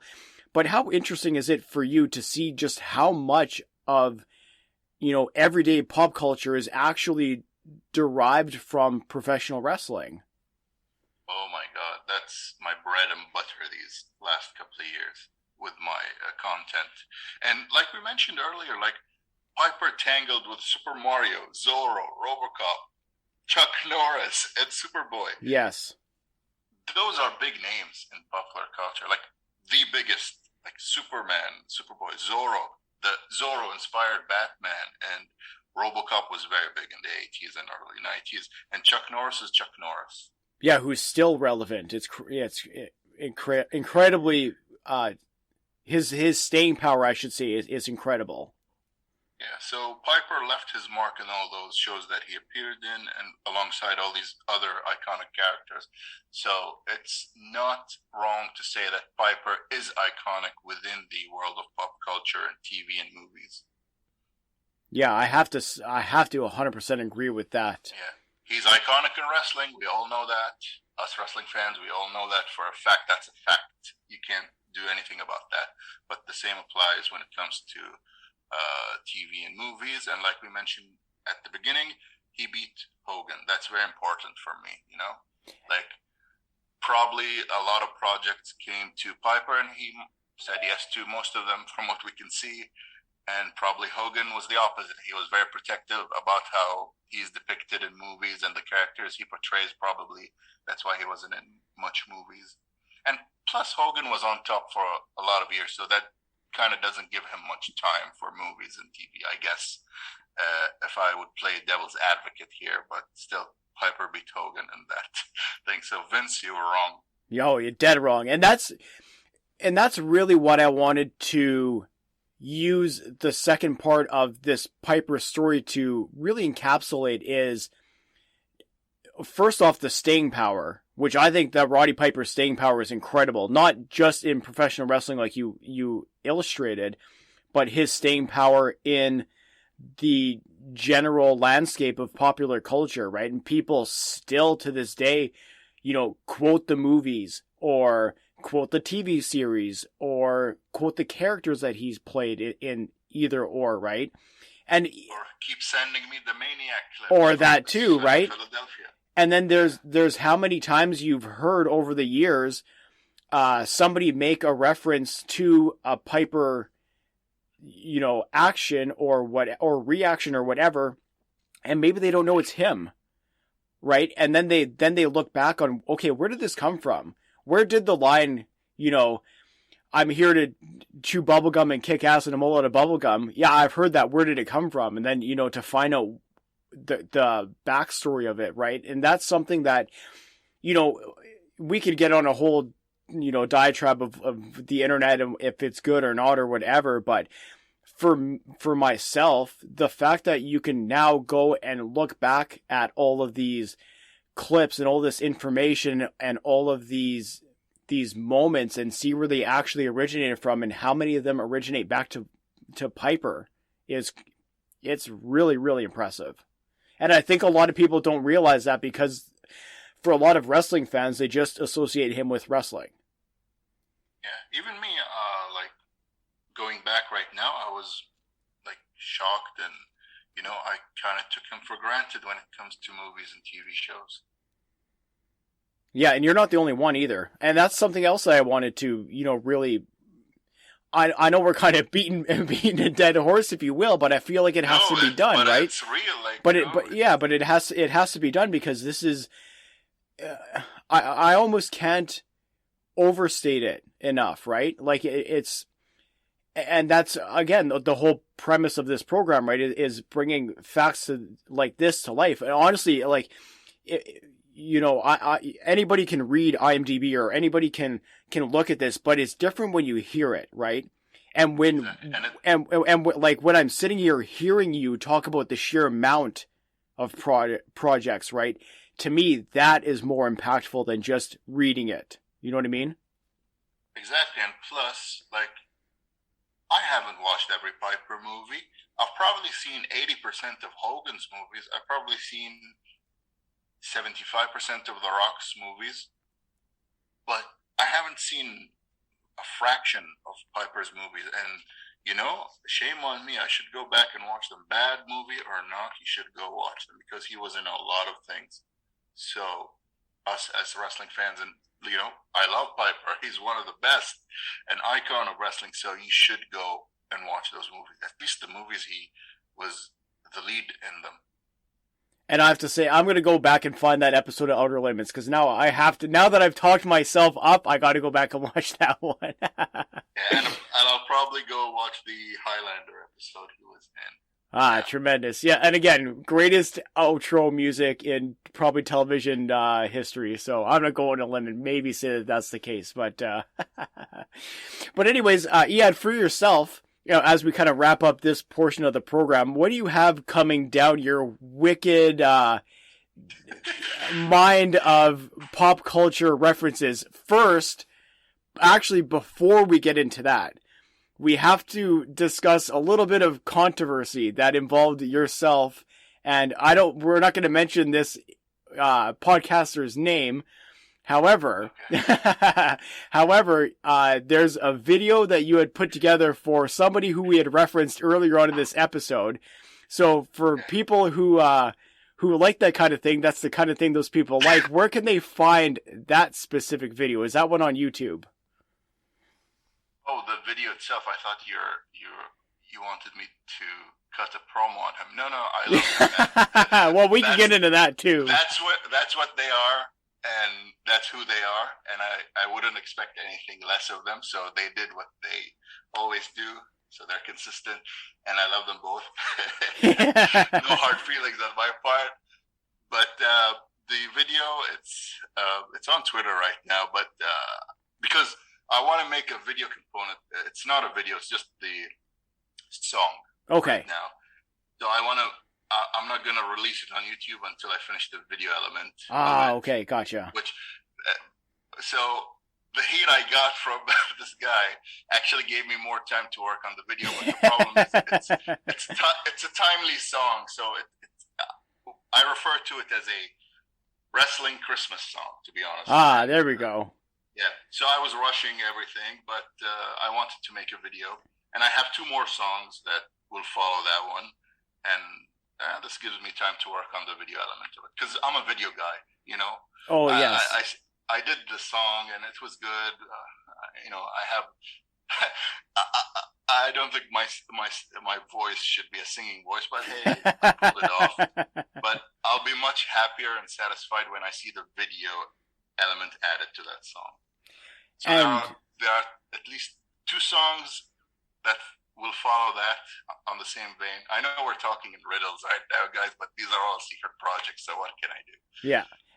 So now for the English projects that are not riddles, where can people go and find those?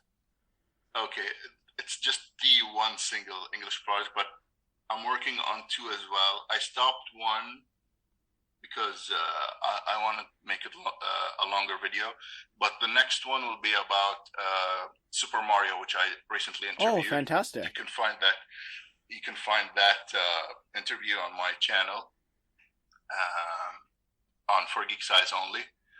So apparently there was a wrestler called, he went by the name of Super Mario. So that was the interview. But the video I'm releasing is about 3 wrestlers that use the Super Mario name. Oh, excellent. Yeah, so that's where, the pop culture comes in, gaming and wrestling. That's what I do. I mix 2 things, 2 worlds. And because we have an international audience as well, and, obviously more people than just myself who listen to this program are not just, predominantly English speaking. So tell me a little bit about your other channel and what you got going on there. So about that, that the Abdullah the Butcher video probably has views from a lot of places. I'm not going to say I never heard of, but this is the first time I maybe interact with people from these countries. I'm not surprised. Yeah, Abby's very international. Like that video shocks me till this day because I'll get a comment from I think Tajikistan. I'm like, what? Yeah, where is that? It's next to Kazakhstan. And I'll get a comment from where was it? A lot of Latin American countries, yes. Puerto Rico, Chile, and other countries. So I'm like, Abby's international. He's even bigger than we thought he was. Yes. So, what was your question? I kind of... about the other channel that you run, because I know it's not English specific, but again, we don't have just an English speaking audience. Okay, so my Arabic channel is for Geek Size only, like I mentioned, over 8 years now. And to be honest, I'm having fun with it now because I'm kind of delving in not different topics, but at the beginning it was, I don't want to say it was mainly video games, but I kind of focused on video games first.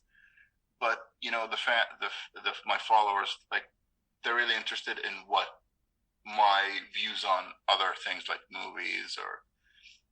So even my Arabic followers, they loved the Abdullah the Butcher video, and a lot of them watched it, even though maybe their English is not that good. Yes. But they loved it, and they are like guilting me to making an Arabic version of it. And so with the English channel, at first I said, okay, I'm going to take my popular videos in Arabic and just translate them. But I'm like, no. That's kind of cheating and very cheap, like cheap heat. Yes. Yeah, I want the other channel to stand out and be unique as well.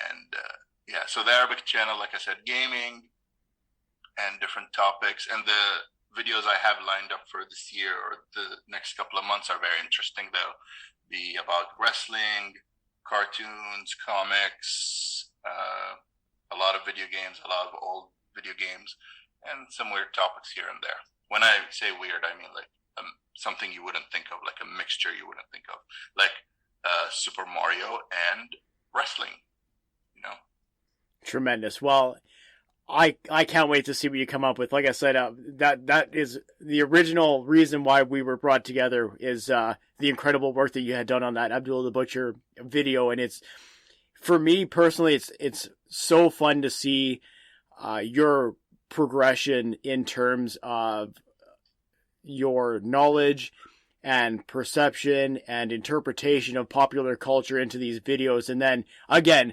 it's always super cool when you see someone that you've met from essentially the other side of the world on television. And it was a thrill for me to see that. And I'm so proud of you. And I hope that you keep it up, because it's great to see from over here in frosty Canada.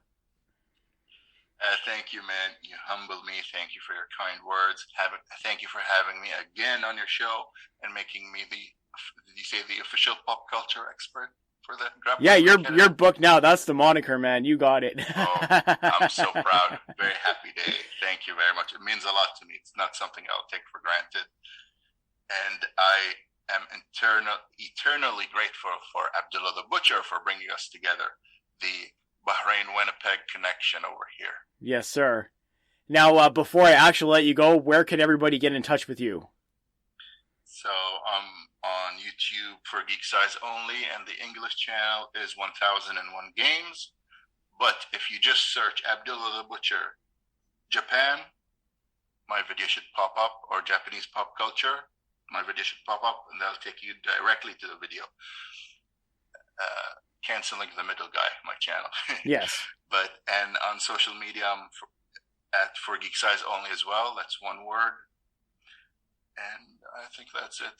And Twitter is, Twitter is personal, so if you want to add me, it's EY802099. But not much of pop culture content. Mostly wrestling, because all the wrestlers are on Yes. are on Twitter. And our dear friend and leader is on Twitter. Yes, well. yes, the leader, yeah. All right, man, this has been an absolute pleasure. I can't thank you enough for your time tonight and enlightening us on, once again, the astounding pop culture relevance of Rowdy Roddy Piper, man. This has been an absolute treat. Thank you very much. Thank you very much. And like I said, I've already filed my taxes, so. Tremendous. Now, there's one more aspect of Roddy Piper's influence on pop culture that I didn't get to speak with Eyad about, and that is relating to music.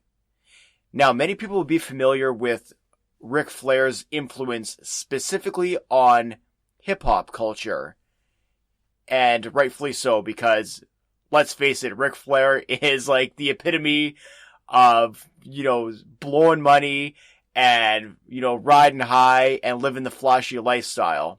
Definitely hallmarks of pop culture influence on hip-hop throughout the years. However, I was absolutely shocked to see the amount of artists, the amount of songs that have been influenced by, written about, or specifically tailored for Roddy Piper. There are legitimately thousands of songs out there from every genre that you could think of. Everything from rap and hip hop. Wake up in the morning, cut the TV on and see line again. Put you in the car for slap you in your office, then leave with all of your pins. I ain't giving nothing back, loyal to the pad. Pennies being dry, money getting stashed. Snakes in the grass, too many rats. Up and down, it's hard being black. In the streets, or I keep you on the cypher. Couldn't hold a candle, cause I'm Rowdy Roddy Piper. I'm smoking gas, but this cushion's got me higher. Couldn't hold a candle, cause I'm Rowdy Roddy Piper. Rocking stages, to all kinds of rock music like punk, post-hardcore, hardcore, pop-punk. Your eyes and see, you'll never put that sleeper hold on me. Roddy, Roddy, Roddy, Roddy, Roddy, Roddy, Roddy, Roddy Piper. Roddy, Roddy, Roddy, Roddy, Roddy, Roddy, Roddy, Roddy Piper. You make me want to take it down. Like out with the dance of sleep. It was a waking world.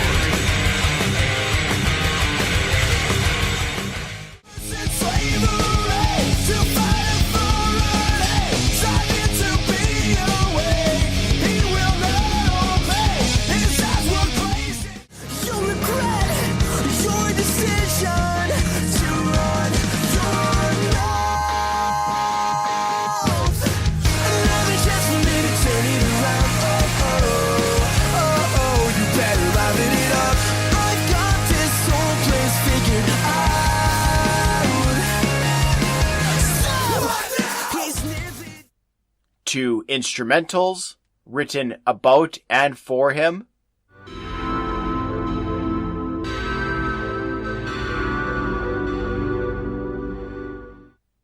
And whatever this one is.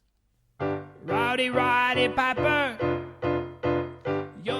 Again, I had no idea that Roddy Piper would also be such a mainstay in music.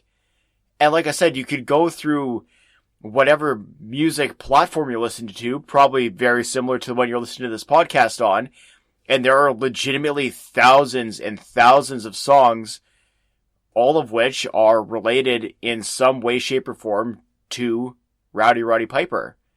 So not only do you have obviously the massive impact that he had on professional wrestling, undeniable.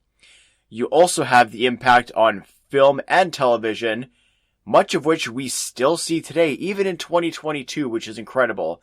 And actually, funny enough, Eyad had DM'd me after we had done recording, and he had stumbled upon an episode of American Dad, which had another Roddy Piper kind of homage in one of the episodes. So just when you think we covered everything, there's so much more out there. We are still finding it to this day, and I'm quite certain that it's going to continue in the future. And now, obviously, finding his impact on music, just, it's incredible how one man can, shape all of these different venues of pop culture is absolutely incredible. Mind-blowing, if you will. And just another aspect of the Roddy Piper story that I really thought that I should speak about in tonight's episode.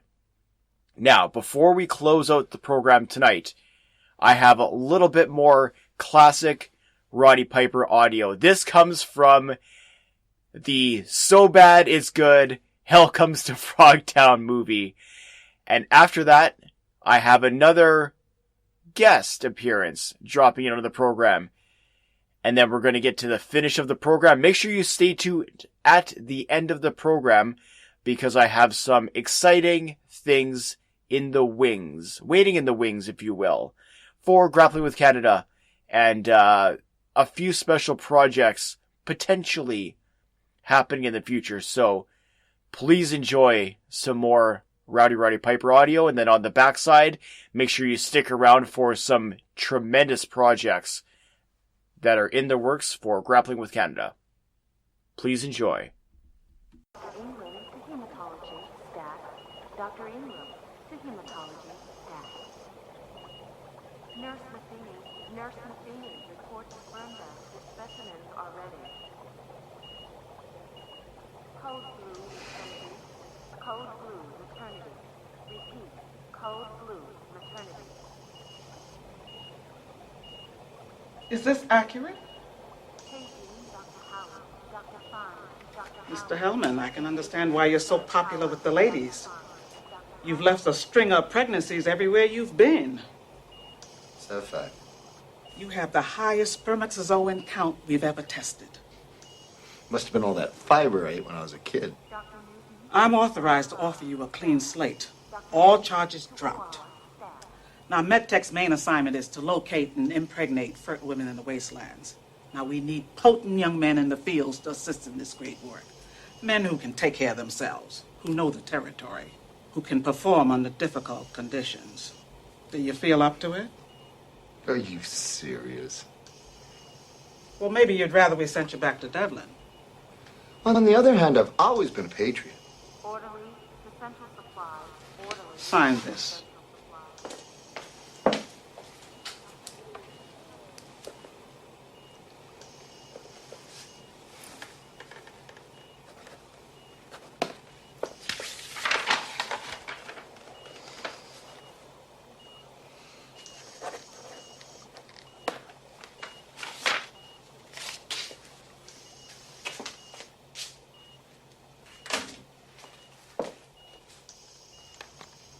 The war reduced our male population by 68%. It made most of the human race sterile. But we're still at war. A population war. Each side is desperate to rebuild and rearm. Now that requires manpower. Manpower requires people. And that's where you come in. Damn. It's stuck. It's an electronic lock. Only we have the code.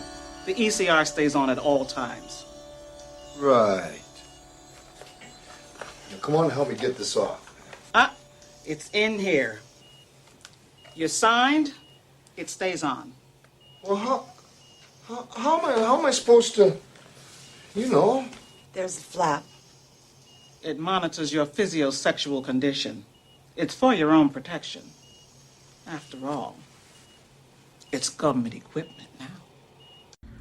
My name is Blair Pacheco, and I host a podcast called the Grainmaker Wrestling Podcast.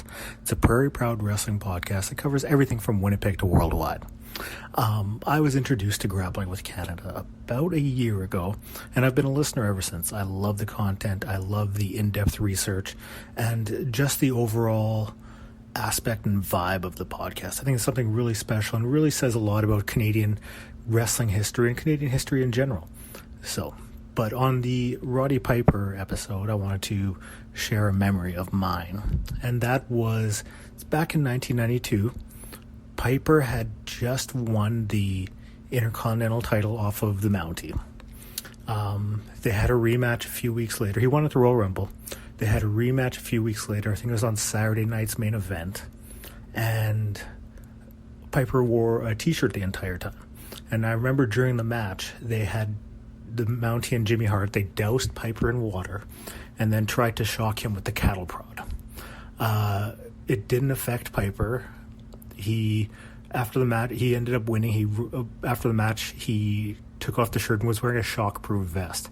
And I always thought that was just genius. Back being an 11-year-old kid watching that, you think it's incredible. So that led to Piper and Bret Hart for the Intercontinental title at WrestleMania 8. And I remember the promos leading up to it, the interviews, and even the pre-match interview, just the interaction between the two. And you didn't know it at the time just because of kayfabe and everything, but the fact that you had two wrestling stars, both with such a deeply rooted Canadian history, facing off in a match like that. It was something, like I said, you didn't notice at the time, but looking back now, and the impact that it had on wrestling in Canada, I think it really speaks volumes. So the match was fantastic. It was basically a mix of amateur wrestling, grappling, and just an all-out brawl between the two. And Bret ended up winning, but that match always sticks out to me. It's one of my favorite WrestleMania matches of all time. So I just want to share that one. Before we head to the finish of tonight's program, just once again want to thank the two tremendous guests that I had on this evening's program. Steven and Eyad. I couldn't have done tonight's episode without you. And I really hope that everybody enjoyed the look at the pop culture aspects of the Rowdy Roddy Piper story. Again, it's something I prefaced earlier on in the program. Wrestling fans would be able to tell you, how many matches he had in the WWF, or how many matches he had in Portland, or all the big moments in LA, or, the big moments for the AWA, etc., etc., etc., and on down the line. But a lot of the lasting impact, pop culture-wise, has not really been explored, I feel, until tonight. So, I'm really happy to have brought this episode, and more importantly, the facts that we uncovered for this episode to the light of day. And I'm really proud of it. And I really do hope that everybody enjoyed the program today. I do want to mention that there is talk of a Rowdy Roddy Piper. It's either a biography or it's a short series, but it is in production and it will be produced by, I believe it's The Rock's $7 production company, whatever. The name of the company escapes me at this particular moment, but it's under production of them. I know a couple of people who are involved in the project. I really hope that they will stay true to the actual story of Rowdy Roddy Piper and not go the Hollywood version. And I'm not saying that to be contrarian or because I'm sticking my flag firmly in the history ground. It's more of, and this is something that we had alluded to specifically in episode 1, that the actual story of Roddy Piper is much more impressive than any serialized or, Hollywooded up or pasteurized or homogenized version that I fear would be produced. And again, I know a couple of the people involved in the program I hope that the producers of this program take their advice to heart. And if any of them are listening to this program, my advice to you would be, just tell the truth. Sometimes the truth is ugly. Some of it we discussed last month. But the overriding and overarching true story of Roddy Piper is the one I feel that truly needs to be told. So I would implore any individuals involved with that program who are potentially listening to this program, please do the right thing. And that's all I'm going to say about that. I understand that there are outside influences. I get it. But I would hope that people would come together to recognize the better good of telling the proper story. And I truly hope that that is the direction that that project goes. And that's all I'm going to get into in terms of that. Now, on to projects that are coming out of the Grappling With Canada network. Not that I'm a network by any stretch of the imagination, but I do have some fun projects that are coming out in the near future, and one of which just came out a couple of days ago on this podcast feed. And that was a conversation that I had with a couple of gentlemen from the Canadian Wrestling Archives as well as Wrestling Rodeo. Now, that conversation, we focused on what they are doing in terms of those two projects, and then we talk broader about Canadian professional wrestling history. And that is something I'm going to start branching out more in terms of this program, because I love the deep dives. I'm sure, as you guys are able to tell, I think, and I think I'm obviously speaking for myself, and if I'm wrong, please send your hate tweets to @6_podcast. However, I think my wheelhouse is telling the long form and in-depth stories where I can work hard to uncover some untold truths, good, bad, or indifferent, regarding our specific subject every month. That being said, there are a lot of tremendous projects happening in Canada and related to Canada that I want to start shining a light on. And I'm going to be doing that in the next coming months. There are some tremendous authors working on some great projects. There are some people behind the scenes on video projects that I want to be getting in touch with as well.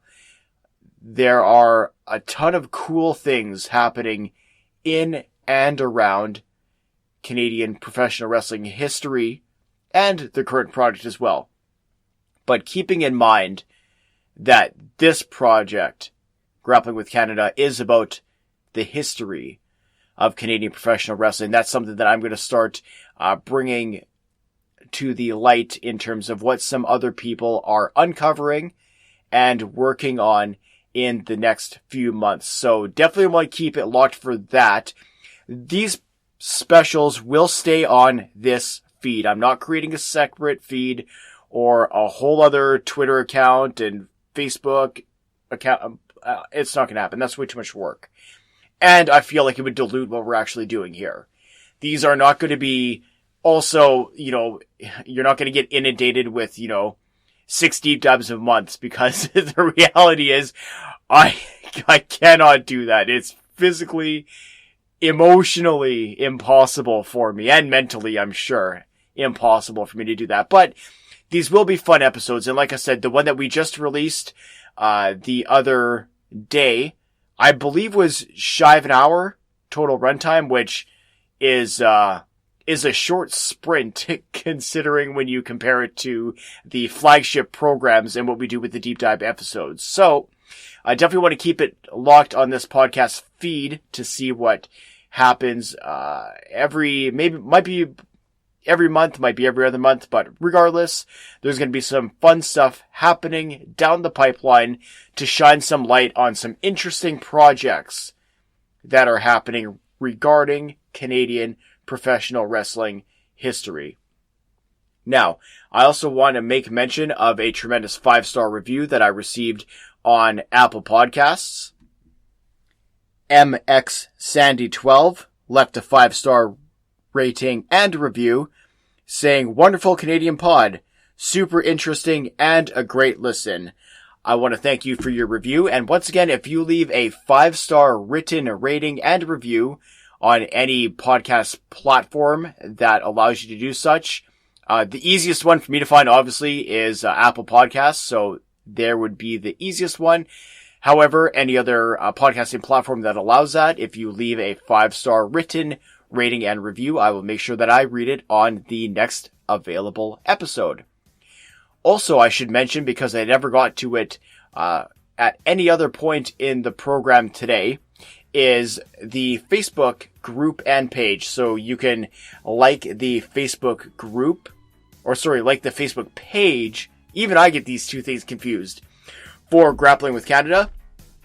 And I would also suggest that you come in and join the group Canadian Professional Wrestling History. We've had a ton of tremendous activity on there lately, and some really great stuff from the history of Canadian professional wrestling. So definitely want to make sure that you jump in and enjoy the content on the Canadian Professional Wrestling History Facebook group, and also come in and like the Grappling with Canada Facebook page. You can also find this program on Instagram. Simply use that Instagram search bar, Grappling with Canada. Also on YouTube, once again, youtube.com/C/Six-Sided Podcast is where you can find this program. And of course, in the show notes regarding this program, you will find the link tree to all the ways that you can help support this program. The reality is that any help would be appreciated. So if you have the means to donate to this program, everything donated goes directly to this program, to the research, to the monetary costs associated with this program, all that fun stuff. Any help would be appreciated, so you can find ways to donate either via the PayPal link or on buymeacoffee.com/grappling, or via the tip function on Good Pods. But anyways, just some ways to help take some of the weight off my shoulders in terms of the production of this program.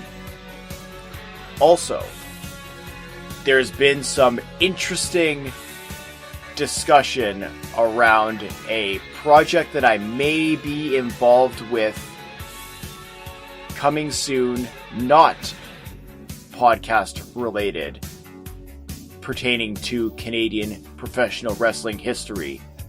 Am I being cryptic? You bet. Is it in the early works of development? Oh, you betcha. But it is something that really piqued my interest concerning somebody that I did a tremendous deep dive historical episode of on season 1. If you read between the lines, perhaps you'll be able to figure out who this project may be about. But until then, for further details regarding that project, until you hear myself again for another special episode on this feed, showcasing and highlighting some other people uncovering some Canadian professional wrestling history. For my guests tonight, the incredible Eyad and good friend of the show, Steven Jackson, I will leave you all, as I usually do. Take care of yourselves and each other. Good night, everyone.